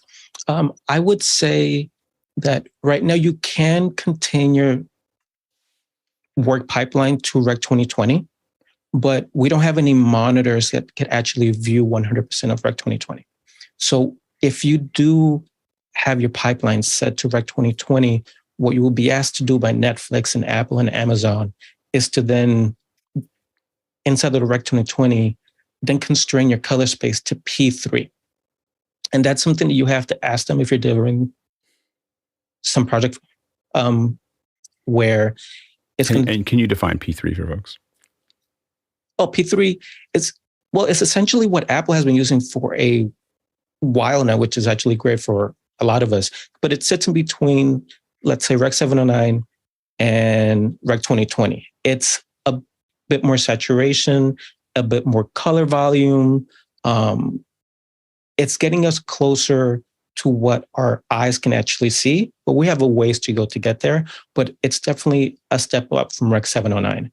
But it is something that you have to maintain if you are delivering something to a provider. They will let you know what you need to deliver. It could be that you just deliver in Rec 2020 and you have to monitor your signal path completely, because right now we don't have any monitors that could actually showcase Rec 2020 completely. So a way to get around is to just go and constrain your signal path inside of Rec 2020 to just P3. And that's been the workflow that we've had for a couple of years now. We'll see what happens in the next couple of years. Yeah, and whether you can go from 709 to 2020 back and forth is, again, comes back to bit depth, because you're squashing everything down. If you have enough bit depth to hold on to that, you might be able to pull it back up again. I wouldn't recommend it. So generally, you want to keep, like everything else, you want to stay at the highest quality you can through the entire pipeline, and then you want to drop down just to go to delivery.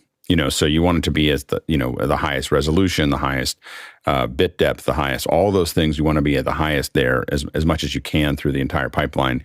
And then at the very last moment, you go down to your delivery output, which can be something a little bit different. Next question. And this one's in from Richard Lavery in Belfast. What will be an example of HDR pipeline for live? Yeah, so we're going to be doing more of that on our pipelines as we move forward into the next year. And so the main thing is that you have to, you can take, again, you might need something where you're taking certain signals and converting them from a 709 to So by the way, something's happening on the back end. Things are moving, and I can't. It's very confusing for me. Anyway, so the way that we do it typically. Now we're looking at HLG for some things because the pipeline's simpler. But the way we've done it in the past so far is that we have HDR10. We're converting to PQ, the raw PQ curve, and we pass it through our system, and that's going to be. We want our cameras to come in. We've done things where we've literally taken the entire pipeline and pushed it into log, and we just run log all the way. Like if we're using all Blackmagic cameras, we can run log all the way through the switcher, out to the encoder. And what we do is we literally color correct the cameras to the output. So it goes into an encoder. For us, it's an elemental. It goes into that encoder as log. And then we convert it to sometimes Dolby Vision, sometimes HDR10. But what we do is we look at our streamed output and we literally correct our cameras from that log, and we don't go through the HDR curve at all. And the advantage of that is it gives us this weird between HLG, which is that I don't need any metadata. I just have raw cameras coming through, and it's just a raw log or a log signal that's passing through the entire system. And then when it gets to the very end, I just twist it to where I need it to be. The disadvantage, of course, is that not everything's coming in log, and then you get into the place that this starts to get tricky is graphics. So your graphics are coming in linear, and your cameras are log, and you have to figure out how you're going to correct those back to where they need to be. So it becomes a little tricky. The other thing you have to be very careful of is how, for instance, Blackmagic switchers approach this, because Blackmagic switchers will go, if you give it 4K, it'll go, oh, you want Rec 2020? It'll just decide, like it sees one camera that's Rec 20 that's got some kind of HDR LUT, and it'll go, oh, you want HDR, and maybe I don't, or maybe I do want it, and it's giving me 709 because I did 1080p. And so there's a lot of auto things inside of the constellation that become a little complicated.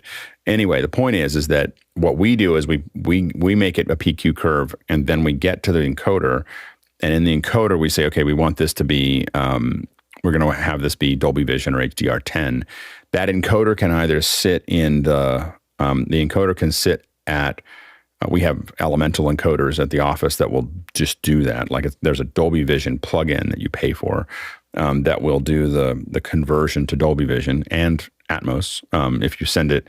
So there's two things there. There's the HDR and Atmos. Now Atmos, we just send it either, we're not sending object data. So the big thing about live production is we can't send metadata. Sending metadata through an SDI signal is not something that we can really do. So the best we can do is if we know what the MaxCLL and MaxFall, so if you give me a playout that I have to play out live, I'll take it into Resolve and I will analyze that clip. And Resolve will tell me what the MaxCLL and the MaxFall are. And then I literally put them into the encoder. I just type them into the encoder, and you have to multiply it by 0.0002 or something like that to get the number that the encoder wants. But anyway, I put that into the encoder, and that creates my MaxCLL and MaxFall for that stream. And that's going to make the adjustment that you need to make, for that signal. The other place that you can encode it now, and this is what we're doing as we go towards YouTube, is you can do for HDR10 and HLG. Well, HDR10, I haven't gotten HLG to work with YouTube, but HDR10, that can be done in the cloud. That can be done in AWS. And so what we do is we take the signal that we have, and we give it, we send it through. We're using FS-HDRs to make sure that everything is a PQ. A PQ curve. They go into the little elemental link, the 4K version that does 10-bit. It goes up into AWS, and in AWS, I define it as HDR, and I can define some of those numbers there, and it pushes out to YouTube as an HDR10 signal. And then if you want to do Atmos, we're really just sending it beds. So we're sending it a 514, 714, 916. You'll send those beds to, and you embed them. You can have up to 16 channels on an SDI signal. So you embed those. And when they go into the encoder, you can tell it, I want to take these beds and turn them into Atmos. And then the Atmos encoder will make that work. If you're doing 5.1, which is what we're working on doing for YouTube, then we just define those beds as 5 to 5.1. It's, I think it's left, right, center, LFE. left surround, right surround. so anyway, those are the ones that's how you send that out there. So anyway, that's the basic pipeline, and we'll talk more and more about that as we start to turn it on within our system. Next question. Bobby Rafferty from Central Florida. Anyone used the Larix Broadcast Apple iPhone app to stream in Dolby Vision or any other iOS app to stream in HDR? I don't know of any iOS app that streams in Dolby Vision or in HDR. So if Larix does it, that's pretty cool. So we'll have to take a look at it, but I haven't seen that actually occur. The only thing wireless that I've seen do that is the LiveView will actually do a 10-bit HDR broadcast. And so we're hoping to test that soon too. Next question. Tommy Shantz from St. Paul, Minnesota asks, is there an A standard? My father always said that's the thing about standards. Everyone has one. Go ahead, Charles. Yeah. So the main thing that you want to keep is full control of your color pipeline from capture to delivery. So you want to capture in raw, log, and then when you bring it into your computer, whether it's Resolve or Baselight or Mystica, you tend to work in the largest color space possible. So you'll work in log C, maybe, let's say, DaVinci Wide Gamut, Rec 2020. But you want to keep it as wide as possible. And the only time that you bring it down is going to be to your display space that you're going to be viewing. Now, most people still just have SDR, so you'll be going to, let's say, Gamma 2.4 Rec 709. If you have an HDR monitor, you'll be doing PQ, let's say P3, because that's the standard. But the standard for the pipeline is to constantly work as large as possible and bring it down to your display at the very, very end. And that's a pipeline that you really have to maintain. Yeah, no, absolutely. And yeah, next question. Next question from Alton Christensen in New York, New York. Which of this alphabet soup of color spaces is currently the best one to originate footage in? Log. Go ahead, Charles. Yeah, log, raw, and the camera that we can all agree with that we will end up doing the least amount of work if it's shot properly is on an Arri. Like, I do the least amount of post-production work on any log C3 or log C4 footage that comes in. It's just, but the color science is as accurate and as pristine as you want it to be, and the math that you can apply to it is very nice. I find that most of the time you take an Arri and just do the Arri curve in the Arri node, or just do a basic conversion from Arri to Rec 709, for instance, or to whatever or whatever output, and you're like, yeah, you're pretty close. And then if you have a Charles Klein, it can get a lot better.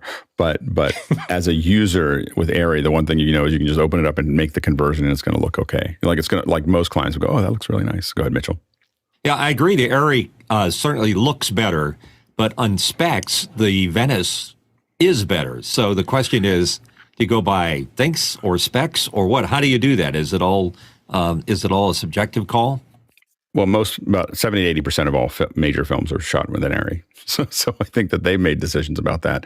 We definitely switched to Venice on live events. We switched to Venices because the Arri, up until the new 35, the Super 35 that they just came out with, was so difficult to work with in a live environment that we just went to Venice, to do that as a, because we needed to have that larger format. And we've done, again, from an affordability perspective, there's a lot to say. There's a lot of good things about the Blackmagic Ursas as far as that goes. They've gotten really good, and especially for $5,000 or $6,000, they're incredible. The other cameras in that range that are really nice that we like are the FX6s, and we're looking at, we're going to be talking about the FR7s on Thursday. But those are full frame Sony sensors. But again, the challenge with the Venices, the Venices are good. We just don't think that their color science is as good as Arri. I don't know if you agree, Charles, but yes, I would say that the color science of the Venices is more accurate than the Arri. The color science of the Arri is more pleasing. And it's really hard to define it that way, but it is. I just feel like it's not that the Arri, in my opinion, makes an image that is exactly what I saw when I was there. It's better than what I saw when I was there. And I don't know exactly how to define that, but it's just it's an incredible thing. And again, I've shot tons and tons of stuff very successfully with the Blackmagic cameras as well. That's what I own. I own the Blackmagic 12Ks. And so we shoot with those. We love them. They have been great cameras for us. But when someone asks me like, okay, you have to shoot this really expensive thing and money's no object, we rent Aries. And if we do that, if we're going to do live, then we rent Venices. Next question. Andy Kokendorfer from Vieira, Florida asks, can you suggest an affordable HDR capture card? Decklink. Most of the Decklinks will do it.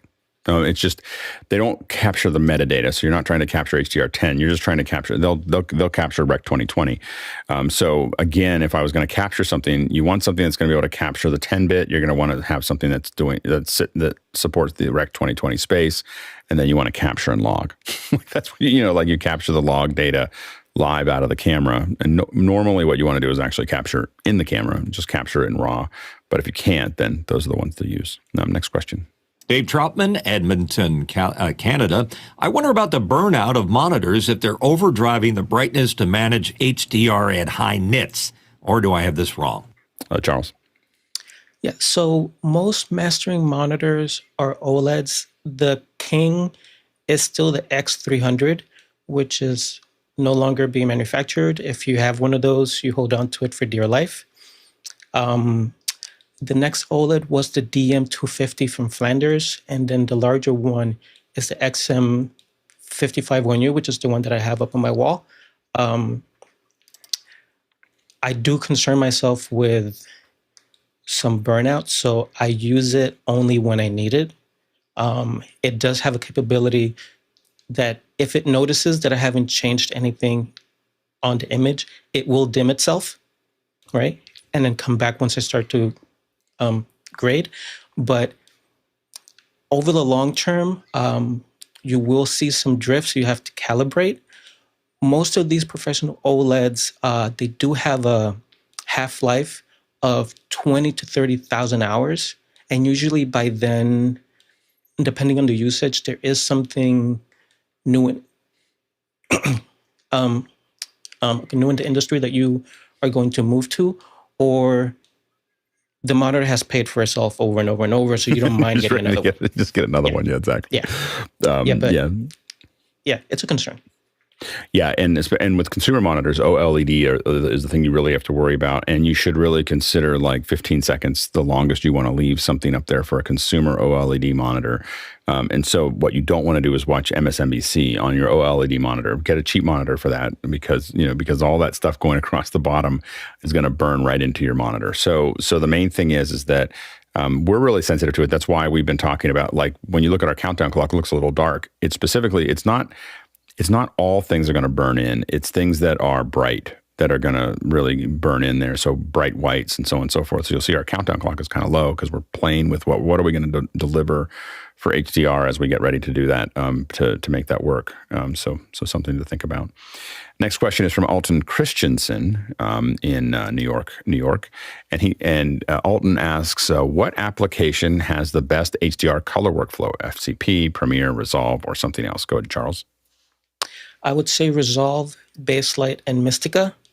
I've seen some issues with Premiere, and it's only because I can't see what is happening on the back end that it's causing a transform or a shift, and I can't control it. Mm-hmm. So I tend to stay away from it. If you want to be able to control every single pixel and bit that you have available that you captured, Resolve right now, because it is free. So you really can't go wrong with that. It's going to give you the ability to control the entire pipeline. That does mean that you need to know exactly how to control that pipeline, but it is the go-to standard. Yeah. Go ahead, Mitchell. Yeah, I've done it with Premiere and Resolve. Resolve is going to be the winner in the long run because it just has much better color science. It just has a lot more precision. Like that's the big thing that we find is that we can't, there's with both Premiere, but especially my experience is mostly Final Cut and Resolve. And if I'm doing something fast, I do some minor correction and so on and so forth, I'll do it in Final Cut because I can cut a lot faster in it. And I think that's partially the app and partially that I've used it for a long time. If I need to do precision color, I will tend to go to Resolve, because now I can make the conversions that I need to make. I can also send it to Charles to make the conversions that I can't make. So anyway, but I usually move to Resolve pretty quickly after that. And the entire management process of a more precise thing is where we use that. But I think it's probably the best one of the major ones that are out there. Charles mentioned a couple that I haven't even heard of. We'll bring them in. And I would have to also add Flame, because Flame is still very popular, in particular with beauty work. But I'd say Resolve, Flame, Baselight, and Mystica are the go-to standards right now. Yeah. Next question. Richard Bowman from Defiance, Ohio. Probably a silly question, but why is it if I shoot and log on different cameras and apply a 709 LUT provided by the manufacturer that the output looks significantly different from camera to camera? Shouldn't it look the same? Go ahead, Charles. Yeah, so this is an ongoing thing, but essentially what is happening is that each manufacturer has their own approach to what it is that they want to translate to Rec 709, because as you're going from a large body, let's say a 10-gallon tank, you're trying to squeeze it down to a 2-gallon tank, and the manufacturers are choosing different things that they deem valuable to bring to Rec 709, right? So you will always have that difference between all of them, which is why having control and knowing what you captured and where you're going to, the math is out there, which is essentially after you pass the sensor, all you are doing is applying math, right? Right. So you can get yourself in and out of trouble, but as long as you keep that in mind, you're only applying math to get from one color space to another color space. If you know what the manufacturer does prefer for their particular camera, right, you can use that and then adjust to it. If you want to get creative, sometimes you will apply your own contrast curve or your own color signs that you developed, and that will give you slightly better results depending on what your outcome is going to be. But that's usually the case. They have their own capabilities for each sensor and their own way of processing the signal. So you always get that little shift, like the Sonys get a little bit of green, the Canons do something else. So yeah, it's an ongoing thing. And the reality is, even the old days with just regular cameras, all the cameras have different color signs and all the cameras look different. It's just that you see it a lot more in HDR because it's much more dramatic. But in 709, different cameras and even different lenses. When you really get into color correction, different lenses are a little cooler or a little warmer. And so you have to pay attention to all of that. Next question.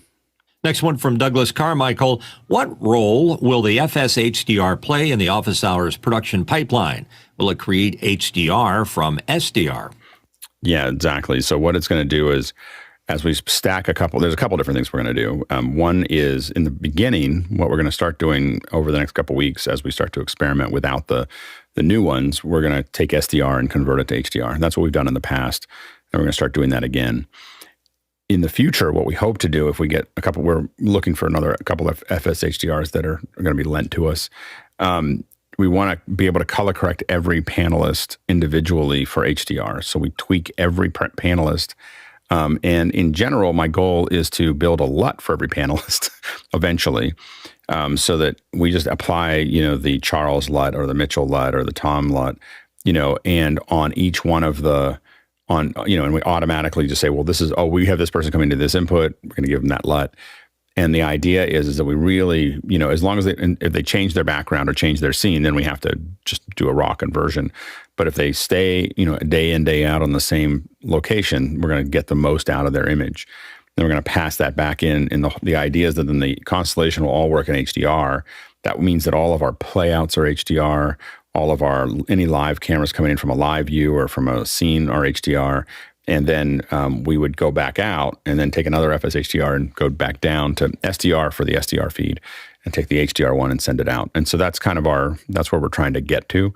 Hopefully in the next, you'll start to see us turn some of those switches back on over the next couple weeks as we get ready for, January. Next question. I have a question. I've got a new Sony LED and a new Sony OLED. They both can do HDR, which is the better suited for HDR display. Dynamic range versus brightness. Go ahead, Charles. So I would first find out what nit level or what HDR certification they have, because, you know, the HDR 400 or 600, those are still pretty low in the professional HDR world. But for dynamic range, you would still go for the OLED because you get those pure blacks and you'll get closer to what they probably saw in the grading suite. For brightness, if your living room is pretty bright in the middle of the day, the LED will give you most brightness, and you won't be as concerned with the blacks getting a little milky because your environment is so bright. Yeah, go ahead, Courtney.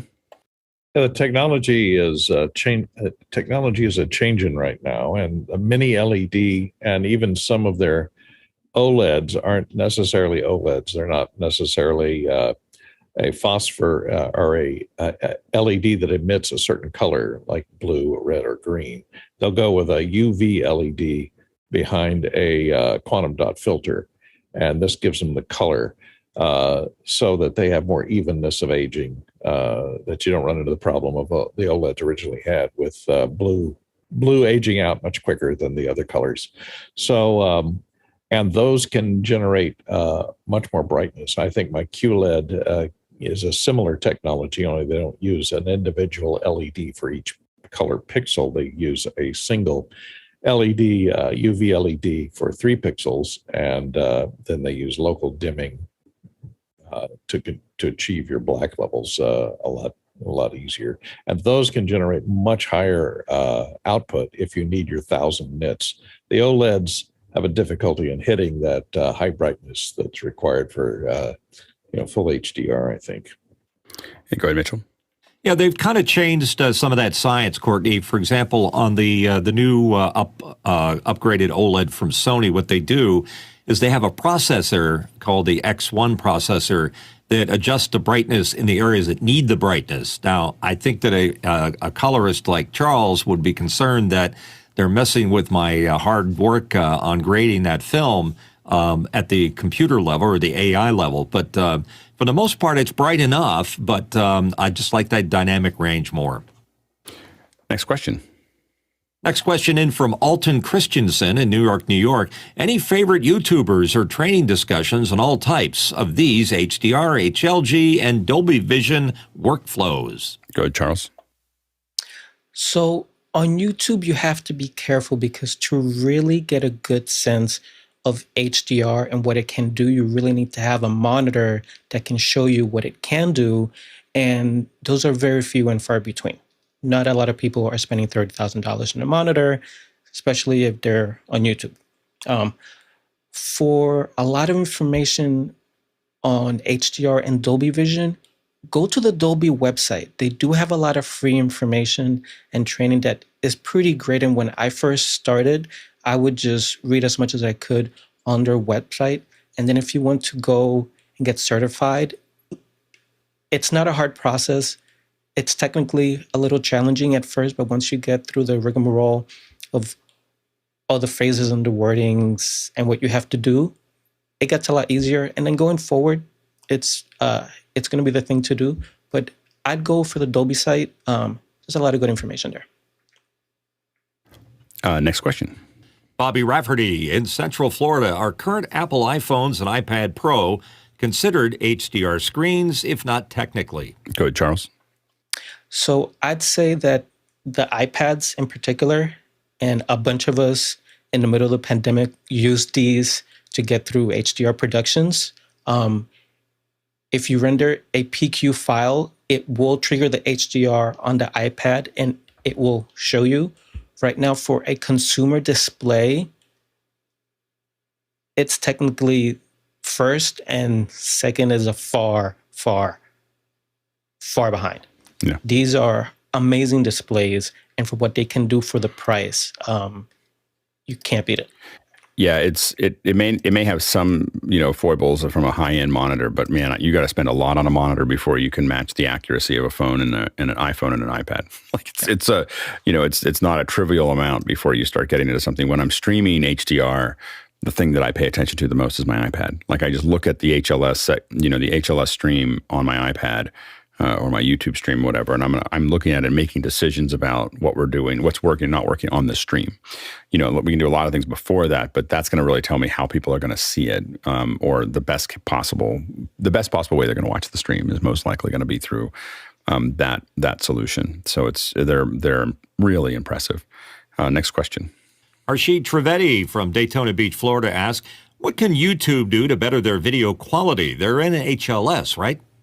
Yeah, the HLS isn't that much of a difference than the RTMP from a quality perspective, but it allows them to support more channels of audio. It allows them to support the HDR and I believe 10-bit. I don't know if you can do 10-bit RTMP. So there's you have to do, if you're doing HDR to YouTube, you have to do HLS to make that work. So that's a required output for it. And it takes a little bit of a tweaking because for us, it's easy if you're using something like OBS or Wirecast. They have HDR settings that'll just go right out to YouTube. If you're using Elemental defines the HLS a little differently than YouTube. So there's a little bit of tweaking there, but it can be done.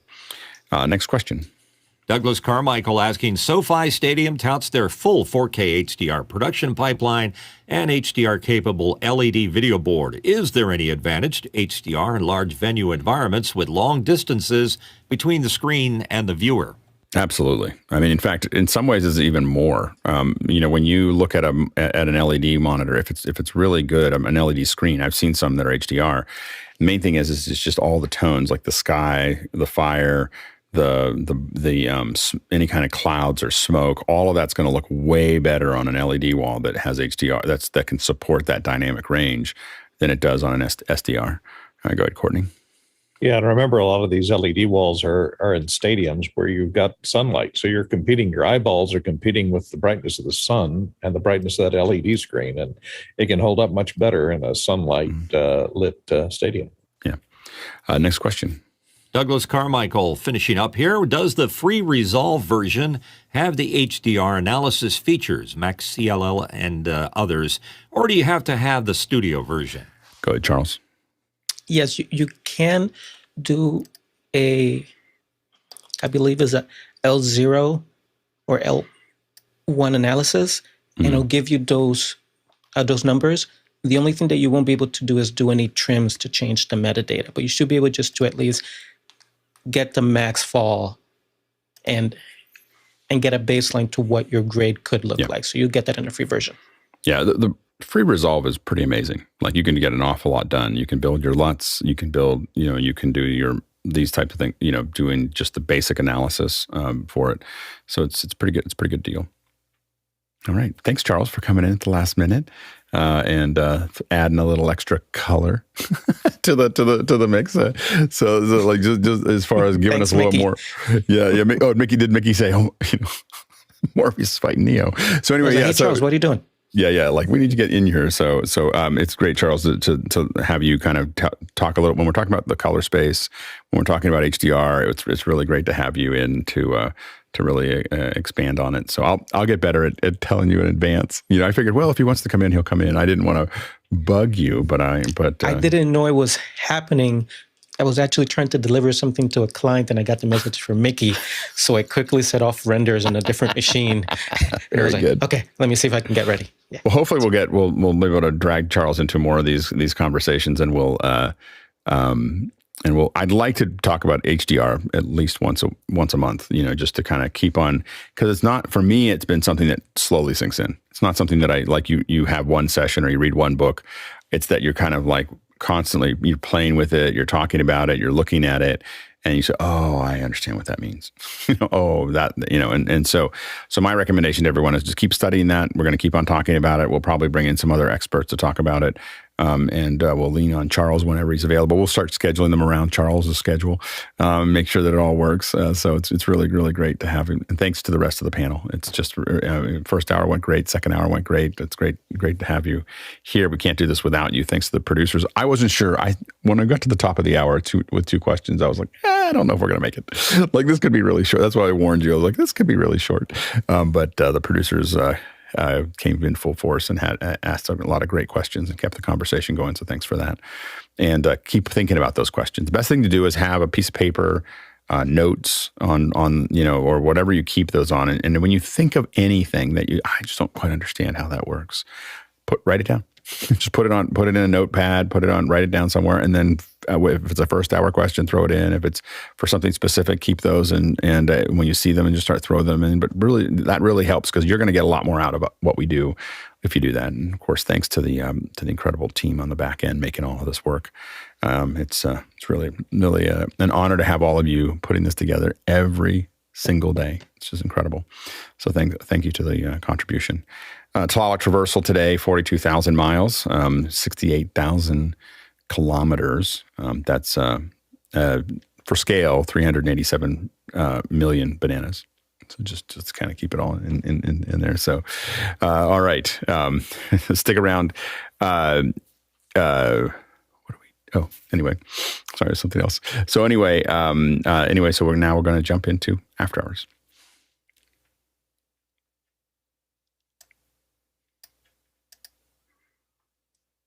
Squirrel. I gotta have all the notes on a screen somewhere in here so that I can I'm like, we now have all these things I'm supposed to say, and if it doesn't show up, just when I'm finishing, then I don't know what to say. I'm like, oh, what else did I forget that I was gonna front cell or do whatever, and so now we need a screen that does that. I don't know. We'll have to figure out maybe a web page. I like the screen. It's very nice. The screen.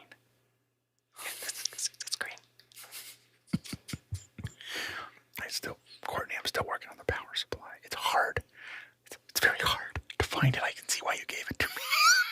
He's like, I'm not going to figure out where I'm going to get the dang power supply. I think I'm going to build one. It's just not quite the right size. Is the pin out the same as a regular 3-pin? 110 volts, 3-pin. Okay, all right. I'm going to get it working. Dag nabbit.